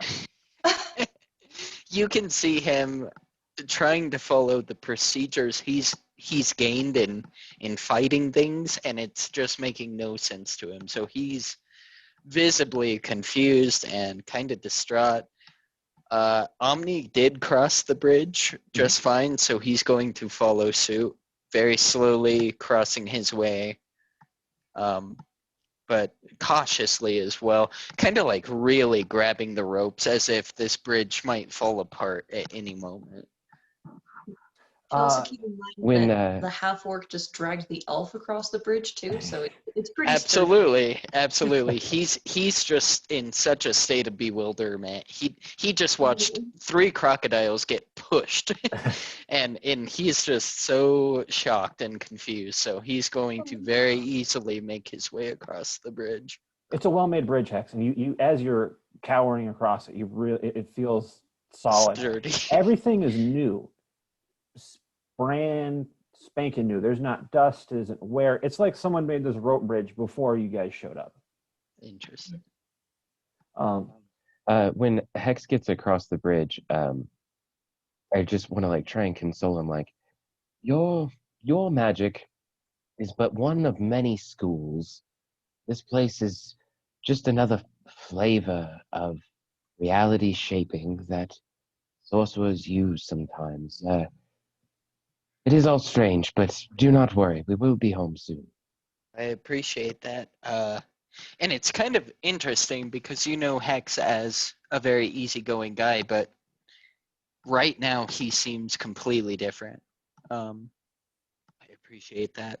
To be fair, this is how I know Hex too. But like, obviously something is weird. Like, because the bridge was pretty solid, and he's kind of like just shaking across it a little bit, like not looking at anything confidently. I appreciate it. And he just, very little words and still very much on edge. I want to yell at the frog. Okay. What do you yell at the frog? Hey! Are we gonna fight? Or are we cool? It says, ribbit. All right. But like a person's voice. It's not a frog going ribbit. That wasn't a bad ribbit like frog noise. No, it was like a person goes ribbit. Fella could- is All right. Well, I don't feel particularly intimidated or threatened. But I don't feel a need to attack it either. So I think I'm just gonna kind of casually start walking towards the frog and just kind of see what happens. And Sure. I will signal Omni to follow him. Okay. Just heal him. Yeah. Let me make another Omni real quick. Okay. Does anyone want to make an investigation or any sort of check to see what these scales are about? You do notice that the blood, disturbed by Iro, is starting to move towards the water and drip in it a little bit. holy mother of God. Okay, so how much scales is here? Less than a handful, but more. I don't know. You've probably seen Parthanax scratch himself and knock off a scale or two. This is definitely more than that. God Okay, damn. Are we in the belly of a beast? I don't Sorry. know. Stella's gonna like kneel down and pick up this chunk of dragonborn flesh, Uh, and she's going to put it in her bag of holding to see if it turns into dust. no, It It does doesn't. not. it's real. Now she's going to go, if possible, more pale than she was before. And oh no. So at this point, you guys hear definitely Parthanax's voice yelling, "No, you can't do this to me!" And it's strange because it seems like it's on the other side of a wall that wasn't more than maybe 10 feet away. But you can see around you for miles and hear the sounds from that. Damn it. Damn it. Can Now, I- I have to say, it doesn't seem like it's in reaction to what you were doing. The items were disconnected. It doesn't seem like you hurt Parthanax, but after observing this a little while afterwards, you guys did hear Parthanax, and maybe in the past you were hearing him before, but it was so loud and windy you couldn't hear it in that room. It sucks because logically, I'm thinking, well, these are all fake worlds. They're very close together. But you have to go through the damn portals. So very, like, aggressively, she's angry now. She's going to start booking it towards that frog. He's Okay. guarding the next portal. So as you guys sort of make your way towards that frog, you hear a ploop from where the blood was, and a sharkish face appears, sort of a sharkish human, sort of, and slowly pulls itself up from the muck, or the water rather, and onto the ground, and is sniffing this dragonborn blood. He's sort of behind everyone right now. Is this a medium creature? It's about person sized. Oh, here? Yep. Okay. He kind of blends in. Yeah, I'm sorry about that. Here, we'll make him. There we go. Thank you. I'll make him a little bit bigger too. So did we He hear just him? pops up next to me, kind of. Yeah, no, yeah. You just hear this bloop, and there's this shark man sniffing behind you. I'm sorry, I cut somebody off. Did we hear him come up? And I think you answered my question when you said that. Okay. Does he look malicious or like he's about to start attacking? Make an insight check. And I will say, because I have been so on edge and just not very trusting of anything, and I'm sorry, but personally, I think Hexgrim would take a defensive stance. And The 11. Even with 11, this bastard looks vicious. Okay. So it Maybe confirms that me. case. Maybe you watch Immediately Fantasy I Shark take. Week and no. I want to use Gust then.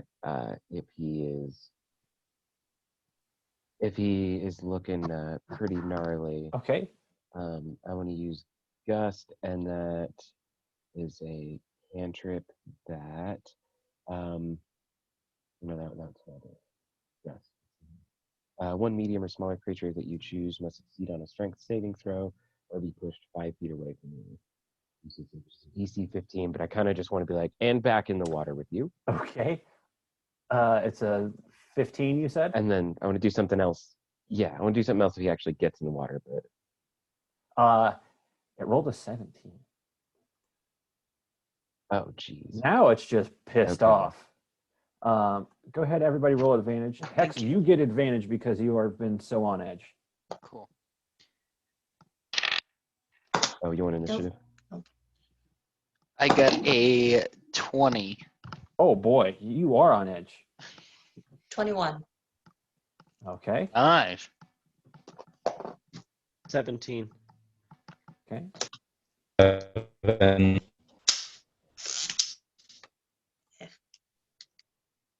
13. Okay. I think Niken's last again. Hex, I'm sorry, Sella goes first. A vicious. Yeah. I kind of ran ahead of everybody else, so I feel real dumb. But since we're not in, technically I'm the first one here. We are in combat, right? Yes. So I can't move and cast. About how far away am I from him? Let's see.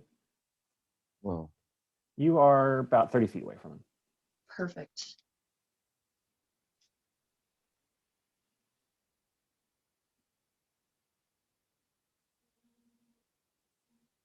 I'm going to cast Charm Person on him. It is a monster. He is a humanoid. I'll buy it. I like it. So you attempt to charm a humanoid you can see within range. It must make a wisdom saving throw and does so with advantage if you or your companions are fighting it. So he does get advantage. If it fails the saving throw, it is charmed by you until the spell ends, which is 1 hour, or until your companions do anything harmful to it. yeah, I was just going to say, I want to make an argument for it not having advantage because we haven't attacked it. I didn't cause damage to it. It was just like a bunch of air that was just like kind of just pushing him away, not Okay. even. It rolled a hurting 4. Oh, Okay. It's a much charmed calmer him, shark. so he's a fish It's man. like when it's like when you pet the shark right here. Or on the nose, Yeah. and its eyes go like, sorry. So I'll just like gently sing this little soft, soothing, almost watery song to it. Mhm. And now he's a charmed fish person, charmed shark man. Yeah, he is chilled out. Is there anything else you'd like to do? At the moment, no. Oh, except for yell at everybody else. Don't attack him. I was He's going nice. to ask, Hex, are you going to let this fly? This is a Fantastic clarification because I would have. So great idea. Don't hit him. He's nice now. Okay. Okay. Yay. So go ahead. seeing it visibly kind of change as if Mhm. it's charmed and getting the clarification not to attack it. Hex is still really pissed off. He wants to hit something, but he can't. So I would like to examine, and correct me if I'm wrong, did he kind of just spawn out of this blood? No, he came out of the water. The blood fell into the water. He's a shark man, so he smelled the blood in the water and came out to see where this tasty, delicious treat was coming from. Okay. How much blood is left? Is it a a decent sized pool. Yeah, Parthanax definitely took a solid hit. There was definitely some blood spilt. Probably took a good slice somewhere on him that took off a bit of skin and a bit of blood. Interesting. How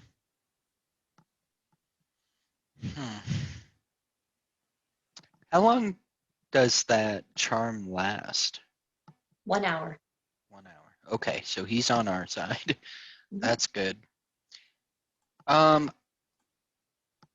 Seeing how it happens, I would like to use my turn in order to stop blood from hitting the water.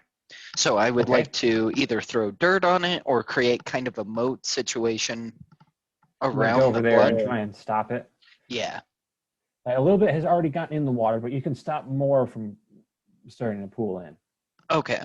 So that's what I would like to use my action as, is just doing what I can to either cover it or stop it from hitting the water. That said, Omni, who was healing, I would like him to kind of join me. More than likely, he's he's going to sniff the charmed shark person. Mhm. He's just kind of sniffing and kind of curious about what this thing is, but he's not really doing anything. Okay. Yeah. Iru, you would have been next in the initiative. So you see this. Just next to you, there's another ploop. And you see a sharkman head in the water. Maybe it's just right next to you. If you were to swing your great axe, you could hit it. Right. And is there blood in the water? Not over this one. This one sort of heard his buddy pop up above water and was just sort of curious about what's going on. He hasn't Gotcha. sniffed the blood yet, but he's just wondering what the deal is. Doesn't want to get FOMO. Gotcha. Well, I'm thinking more that I saw this interaction happen over here because I saw Hex kind of burying the blood, right? And this one's friendly now. So Yeah. my objective is let's just get the heck out of here before any of them become interested. Yeah. Let's go. Let's deal with Frog Guy and get out this portal because hopefully we got something. There aren't shark guys over there. Is my guess. Okay. Yeah, for sure. As you guys are heading over, you do see more of the shark people in the water. They haven't been stirred to frenzy yet, but you can see them swimming about now that you're conscious of them. Scylla, what is this charmed Sahuagin shark man doing?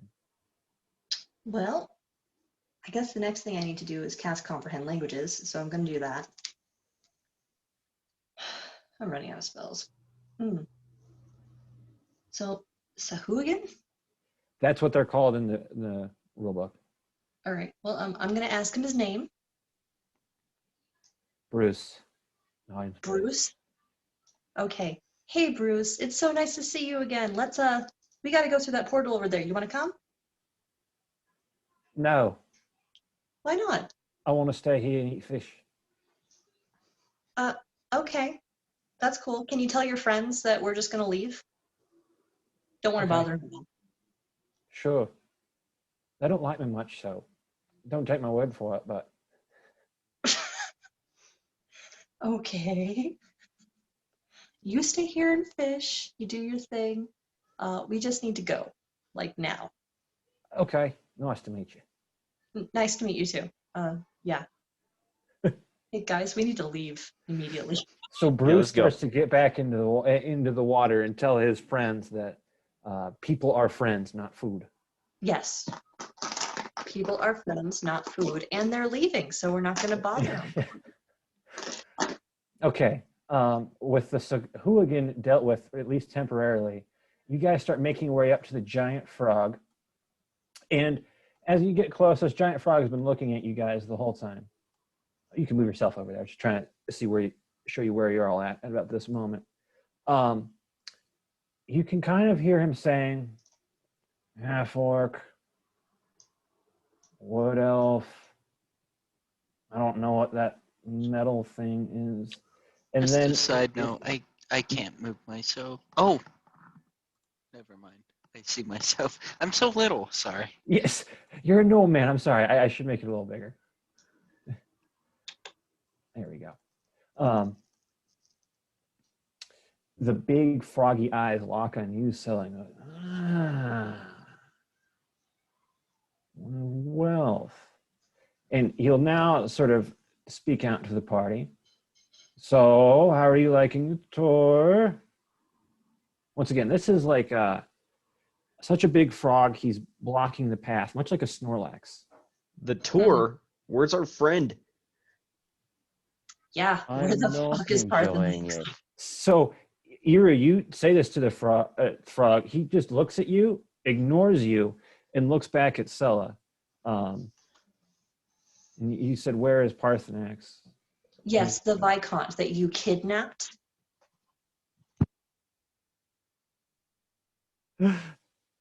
Whoa, no need for hostility.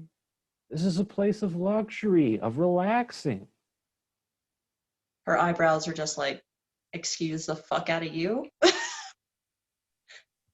gonna go. There What's is so Parthanax. relaxing about the scales and blood that were down there? Recently, we switched to a more aggressive sales technique, which Parthanax is being a part of a test run of. Was it a hostile takeover? Right. And did he sign anything that was releasing his person to you? Or did you just, take him and decide he was going to be a test subject? We've had a long-running sales campaign with the Parthanax family. But not him specifically. One of his clan did say that we could pitch as we please in exchange for a hefty discount on a plane, on a plane package. May I attempt a intimidation check? Sure, you're going to intimidate this massive frog.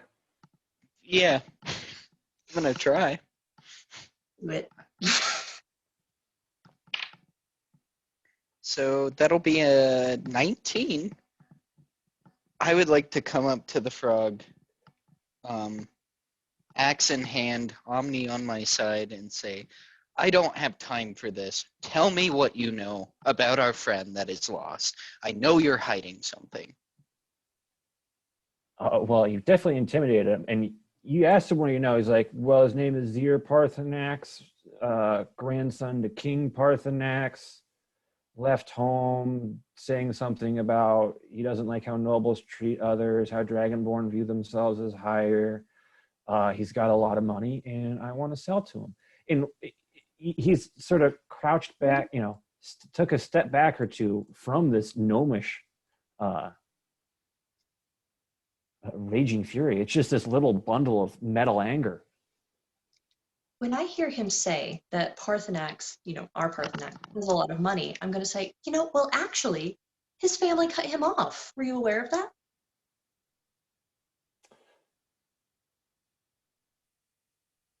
He pauses in thought. He can't pay you anything.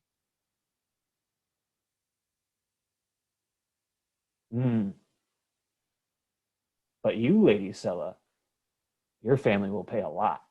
And he goes to hop through the portal. Would anyone like to try and do something before? Absolutely. I'm right next to him. Yeah, you are. Me too. Yeah, both of you guys. Go ahead and make me attack roll. See if you can get this bouncing boy. He is hard to hit. Despite his size, he is moving quick. Would that be a attack of opportunity? It's up to you because he's technically leaving the space right next to us. Yeah, I like that. That's going to be a 22. Oh boy. Iru, what is the attack of opportunity doing? Is that You get advantage. Yeah. So you get 2 rolls? Yeah. Gotcha. So yeah, that'll give me 26. Oh man. Instantly, we just hit this frog down to the ground. We are tired of the shenanigans. Whole lot of nope. All right, you guys grab this frog and slam him down. he is now going to turn into a much smaller snake than he was before and try and wiggle out of both of your guys' grasp. I think this would be like a dexterity check to see if you can grab the snake as he's trying to get away. I would get a 12. That one's not good enough. Maybe. That's a 12 for me too. Sleight of maybe hand would be sleight of worse. hand to hold on to a. Yeah, I would have liked that, Snake, but I I think that's don't- worse for both of these characters. You guys slam the frog to the ground, but he quickly turns into a snake and slithers through the portal. So you can visibly see Hex getting very agitated at this fact, and he's going to jump right into the portal without thought. Okay. Omni go. following right behind him. Are we all just going into the portal again? Yes. And Yes. I'm in. Okay. Ella, All right. Sella hangs back for a moment, just like, what? But she sees everybody else going in, so she's just like, fuck it. Let's go. Kind All of right. in awe of everything that just happened. No one else seemed to notice, so I'm not going to worry about it.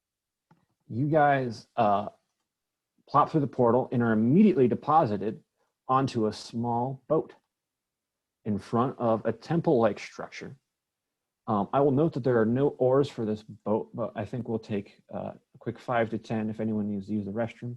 I need more coffee so I can keep talking. Cool.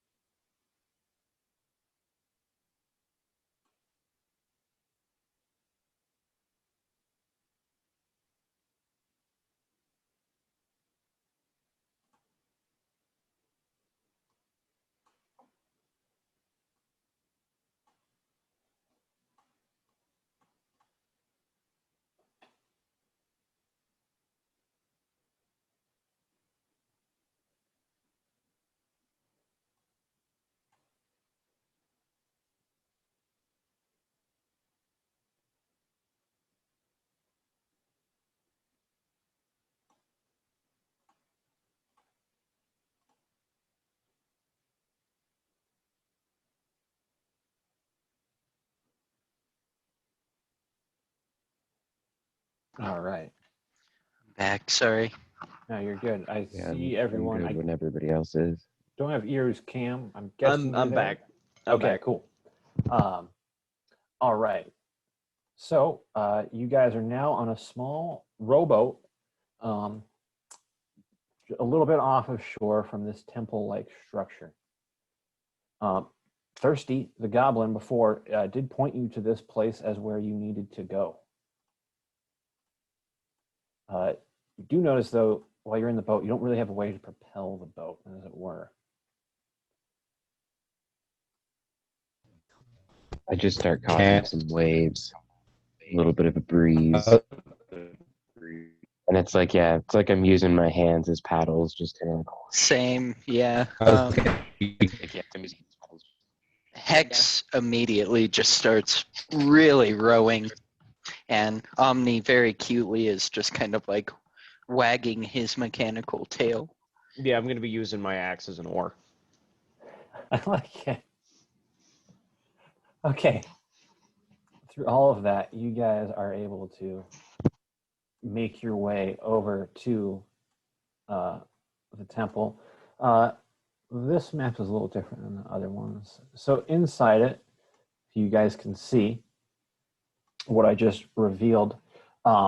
There are some stairs going down in a hole in the floor. There's a large snake statue that looks like it was covering those stairs, but was pushed off of it. It looks like the wizard probably went through here and did not bother to close the secret stair behind him.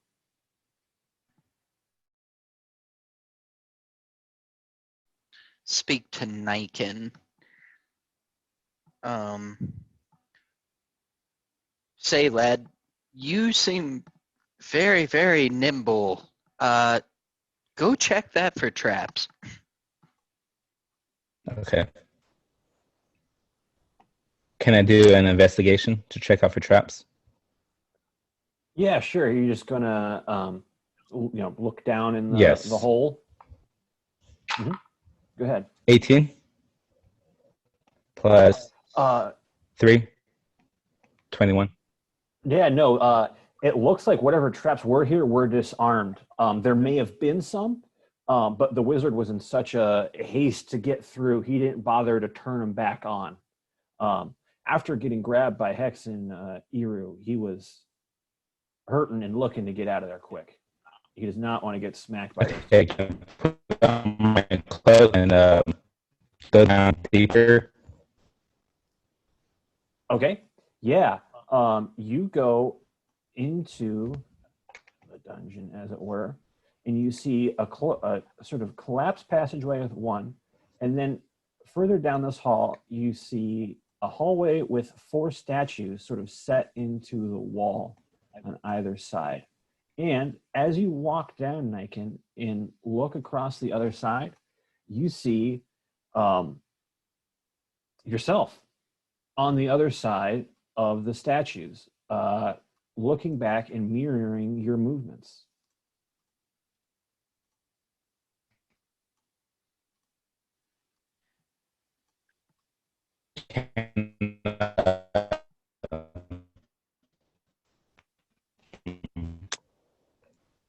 So if I wait, it does the same thing that I. Yeah, anything you do, it does. You walk closer, it walks closer to you. You stick out your hand, it sticks out that same hand. Okay. Legend of Zelda status. Yeah. Okay, I'm gonna go to the party and tell them what I saw. Okay.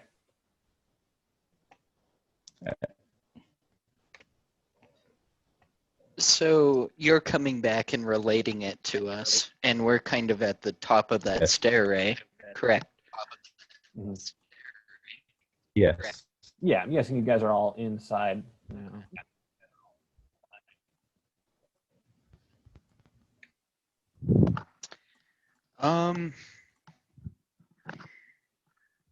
I doubt it will help personally, but can I roll an investigation on magic, arcana magic?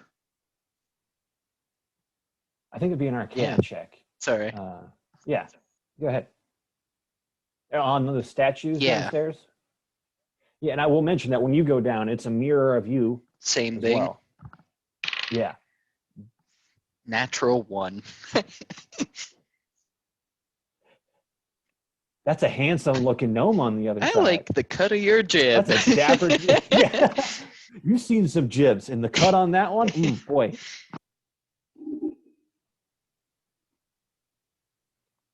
Could I also do an Arcana check? Sure. Hex is like, See there's a what's going very on here. handsome stranger down here. I rolled a 13 plus 3, 16. 16 total. This is definitely some sort of magical door. And the door itself is your reflection. How you get past it, you don't know that. I believe that this is just more illusory tricks. Chicanery. I'm willing to say, as a player, it might be better for someone that's not gung-ho, not the barbarian or me, to approach it, see how that works out.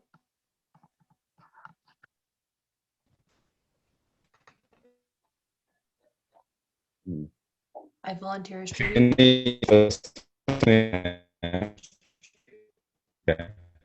What, Niken? You're breaking out real bad, bud. You might want to type what you're saying in the chat. Sometimes we get it, sometimes we don't. Stella, do you want to go and try it out in the meantime? Bastion, did you want to do that? Oh, now he's frozen. Oh boy. Yeah, I'll do that. I'm a little Okay. bit shaken still, but I'll do it. All right. Yeah, you walk down, you see yourself across from you. As you walk closer, it walks closer to you. What would you like to do? I'm going to attempt to just walk right past it.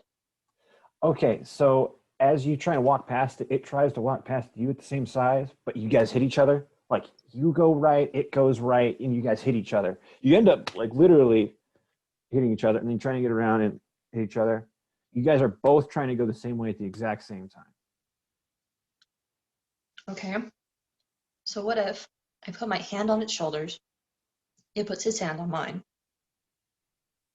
and then we both turn like this? It's mirrored the other way, so You can't physically do it. What yeah, you what keep if blocking I yourself? what if I approach? Does another entity approach? Yes, another little hexagram spawns from the wall. Can I roll for some sweet dance moves? I want to see if it can match me. Sure. I got a 3. So You guys both make awful dance moves, but they are perfectly in sync. okay.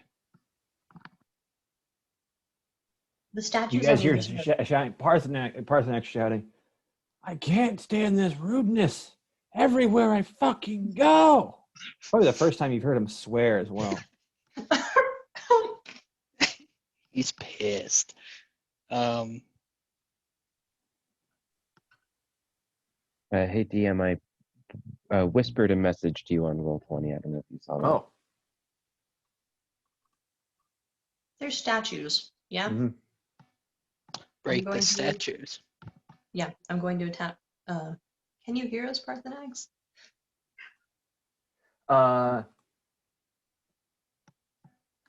Parthanax does not respond.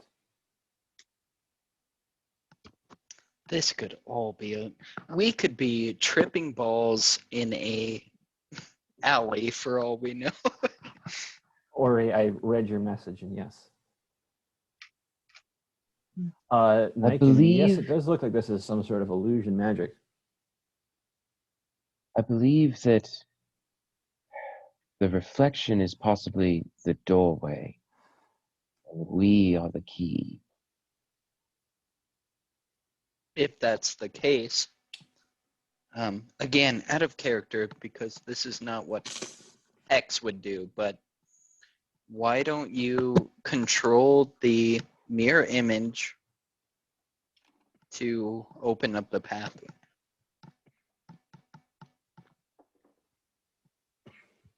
If you destroy the statues on your side, it'll destroy the statues on its side. Is that correct? You can try. I believe so. I'll, Again, walk it's a over to risk. Captain. It's a risk, but I I'll would- try it. I would Everybody try it. stand back. They're made of stone, right? Let Iru do a Hulk smash. Oh, he Yeah. just walked off. Otherwise, he would. Yeah. I was I gonna I want say to smash. let smash him it. just Oh, wait, he's coming absolutely back. Let's let him know devastate his it. plan. This is a good one. All right, go for it, man. Iru. I want to give it a good whack. Yes.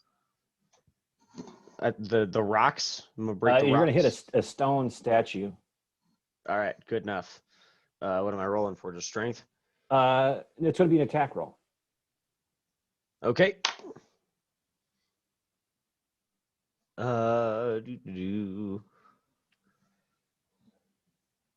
That's a 16. Yeah, you sink your axe into this statue. It breaks. The illusory Iru swings an illusory axe at the statue, and it doesn't break. But after you guys look at the illusion, it now just has a big frowny face. It's quite upset. But it's says still rude. mirroring. Yeah. It says back, rude. I hate this. Rudeness.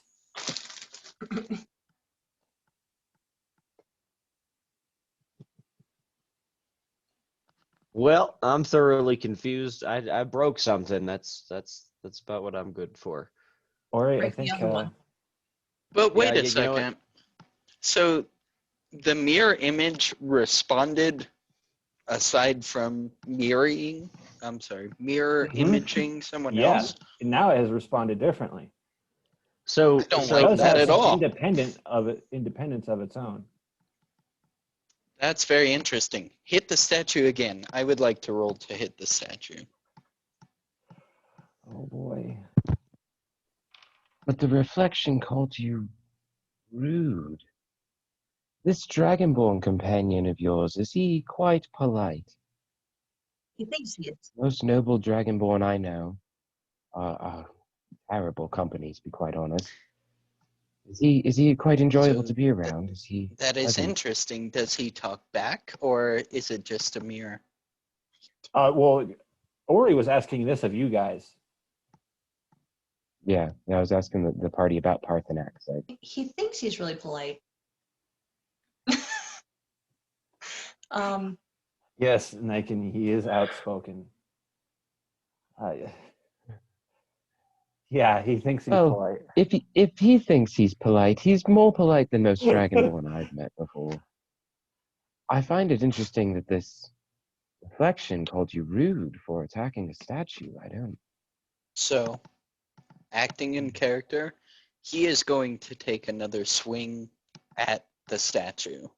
Does anyone want to stop me, intervene, or are you guys cool if I hit it again? Niken Yep. finally Nope. let Hit him do more it. things. All right. Yeah?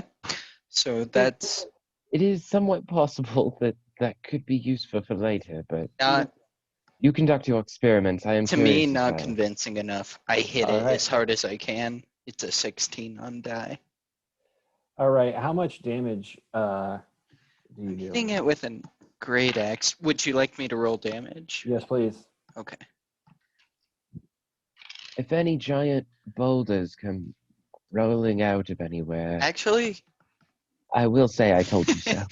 and I hear that in the background. I hit it for 8 damage. You take 8 damage as Oh, the shit. reflection hex hits you with the axe. Okay. So immediately I hear you in the background. Strike it and just Bonk. get blown back. And I feel that. That hurts. Which Ori, I'm gonna have kind of pisses me off more. Ori. I'm gonna have you keep us moving along here. And I'm standing in front of my reflection for a minute. I wonder. Please, may I pass? Would it be possible if I could move past you? Oh, why, of course. And your Talking to my reflection steps back and dissipates. What? And I put my hand through and start to kind You of can just walk forward. through.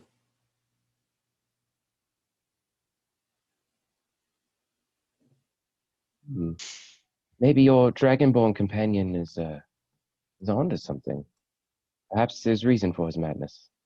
Calls everyone rude. It's kind of hard to tell when he's being serious and when he's not. Not the best plan of action if he's really trying to escape here. But Cello sees what Ori does and she does the same thing. And your reflection lets you guys pass. As long as you ask, you're allowed through. All right. Easy enough.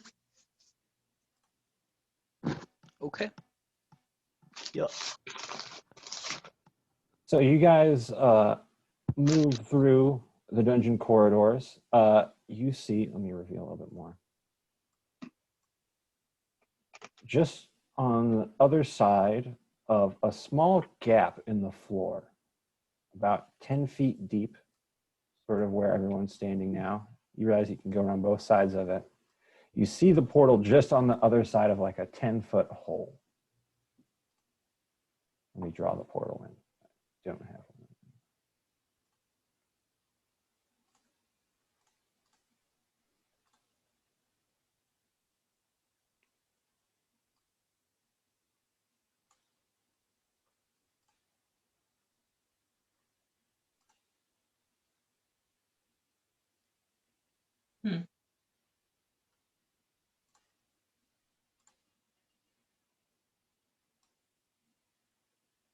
Niken's the most athletic of us.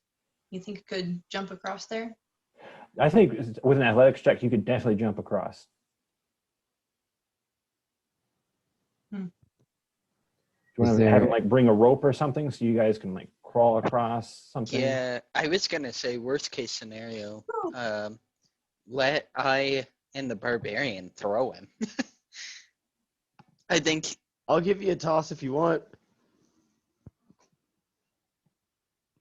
I'll never get tossed by an orc. How about a gnome? Yeah.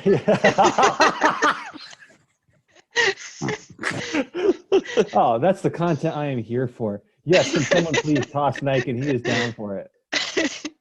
I'm happy to do it. Say, partner, why don't you go across? I don't really want to go down this hole. Why don't we tie some rope to Niken or the gnome and then throw them across? And then tie off the rope. I'm fine being the guinea pig, and rogues are notorious also for being guinea pigs. It's up to you, Niken. Yeah, I think he's down for it. Okay. Because I'm pretty sure Niken has higher athletics. Yeah. Yeah, absolutely. So maybe we'll just use like a gnomish boost so Niken can have advantage. Oof. Tie me off onto Eru. Sounds good. Sella pulls out a length of rope from the bag of holding, and she's like, okay, put this around your waist. All right, that way in case we miss, I'll be an anchor. Cool. Yeah, and I will take a sturdy hold with a place on my thigh for him to kind of launch. All right. Someone making an athletics check, and I feel like we got advantage here with how many people we got going on. It would be Niken, an athletics right? check? Yeah.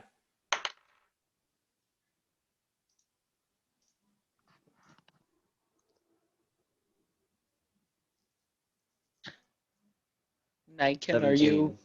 are you able to make an athletics check? He got a 19. Oh, nice. Yeah, no, you hurl Niken across quite gracefully. All right. And now you guys have a rope so you can all make it across. I'm guessing you all do make it into the portal. And this plane is quite different. As soon as you walk through the portal, it's like walking through the door, and you are now in a jam-packed tavern. Most of the patrons are dwarves, but it is kind of a menagerie, Star Wars cantina like almost.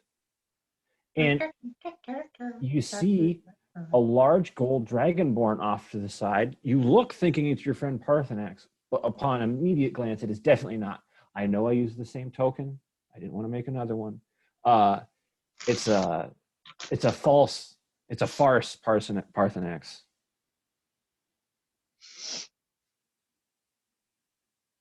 Why is the first question in Stella's head. Why is there a fake one? That makes no sense at all. Well, it's not trying to look like Parthanax at all. It's Oh. just It's a just a character different model. It's just a different, yeah. It's a different gold dragonborn. Okay. Personally, he is Hex is super fed up with the magic. He's over it. He feels like he's looping.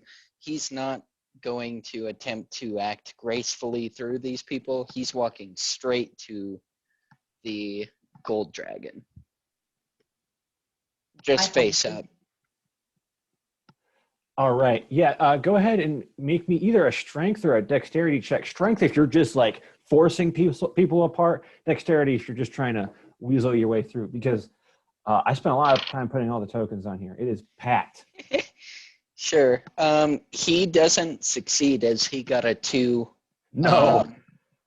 So he sees exactly where he wants to go and tries to barrel through, and it's just accidentally hitting people. Yeah. You almost knocked the waitress's tray out of her hands. I should It's mention almost like I'm drunk. I'm just like bumping into people and trying to get where I want to go. And I should mention, it is so packed in here that some of the smaller orders, like drinks, are actually being brought out by large parrots flying about above. Okay. That's Oh, just yeah. nonsense. He doesn't get anywhere. Stella sees that he's struggling, and she's going to kind of just come up behind him and be like, excuse me, we're trying to get over there. All So right. sorry, pardon me. Are you trying to make a charisma check to get through? I could do that if I have to roll for it. Or, I mean, that could also be You can do what? dexterity if you're trying to sneak through as well. Hmm? Either, yeah, if you want to like charisma your way through or dexterity, however you want to play it. All charisma, but is that a persuasion or a performance? Charisma check. You have a charisma. Yeah, just a modifier. base charisma modifier. Okay. That works Side for me. note, all of these models look fantastic, man. Great job.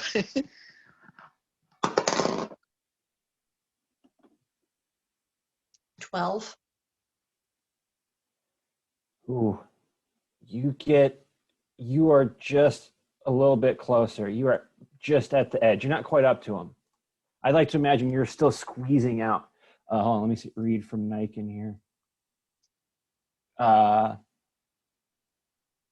Yeah, no, Nike, you just totally disappear in here.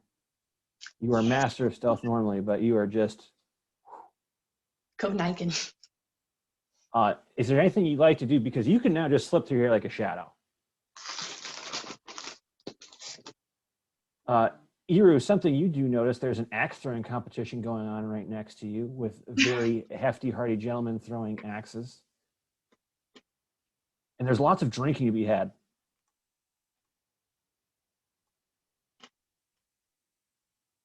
He runs directly into the drinking.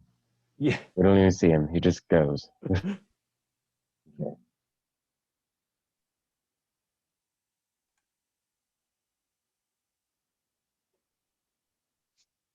Gotcha, Niken. Okay. Yeah, Niken is now right up in his grill, which has caught his attention. I'm not sure if Iru, you heard what I said. If you'd like to partake in drink or axe throwing. But Sella and Hex, now we'll say a second turn of getting there. You guys can confront this gold dragonborn. So from what I gather, Niken is there, and he's kind of taking a preliminary action to make sure he doesn't go anywhere. He's ready to attack him if need be. That's fantastic. As I said, Hex is over the magic. He doesn't understand it. He just hates it. He's confronting him straight on. What the hell? I kind of want to stand back. Sorry to cut you off. I have to go here in a second. But I just want to like kind of stand back and keep an eye on everyone. Kind of just like a sentry bot sort of thing. Just kind of seeing everybody's dealings as they're kind of going on. Got like a couple of fingers ready for like a witch bolt if anybody kind of needs a zap. You know what I So mean? a Something kind of gets on secondary. their back or yeah, basically. And then I kind of want to be like in a corner of a room so that there isn't really too much to my back.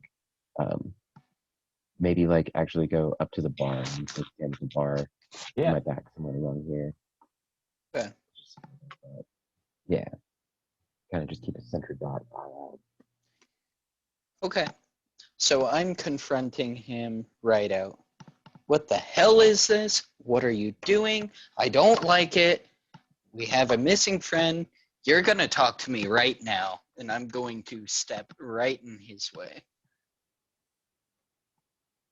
So this guy's just been sitting at a booth drinking, and Might be the wrong he's guy. just sort of shocked at first and then goes, excuse me? One of the higher races is drinking here? Thank you. So could you get your little sweaty gnome butt out of my area? I paid a lot for the access to this planar lodge. I'm sure you did too. So if you could fuck off and mind your own business, I would really appreciate it. Thank you, sir. And then he looks at you, Sally. He's like, could you get your manservant out of here, please, ma'am? He's torn. He's equally as willing to confront this person, but also is like, what if this isn't the guy? And I'll kind of look back to Sella. Like, Stella's just gonna be like, hold your horses. Don't do anything rash, Hex. This is not the guy we're looking for. This is a douchebag. Stella's I going resemble to... that remark. Hmm? I resemble that remark. A little bit. Stella's going to... I'll physically growl at the guy. just as flavor text. And then Imagine like with this little chihuahua kind of. yeah, pretty much. I'll growl at him, and I will apologize. I'm sorry, sir. I've had one too many tonight. And I'll turn around and really start focusing on the patrons. Stella's going to address the Dragonborn with absolutely no decorum whatsoever. You, sir, are a shame to your race, and clearly not the person I'm looking for. If you are part of House Parthanax, you should be ashamed. Ooh. You say Parthanax, and his eyes light up. And he goes, well, I'm not anymore. Thanks for bringing that up. Fuck them.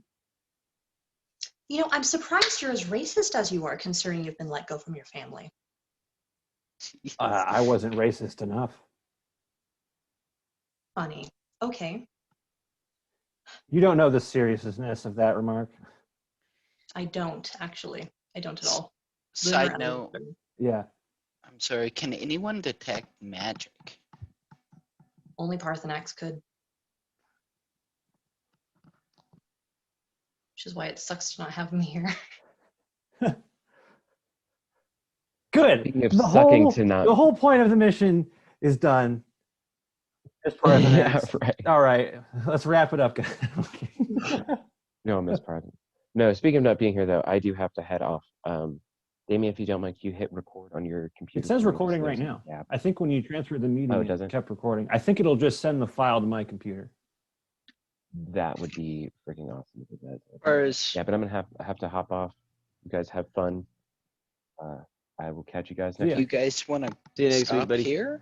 Or No, you guys can keep going. I'm We're gonna almost hop off done. You're and almost to gonna- the final room. If you guys want to stop, we can. But this was meant to be like a one-shot deal.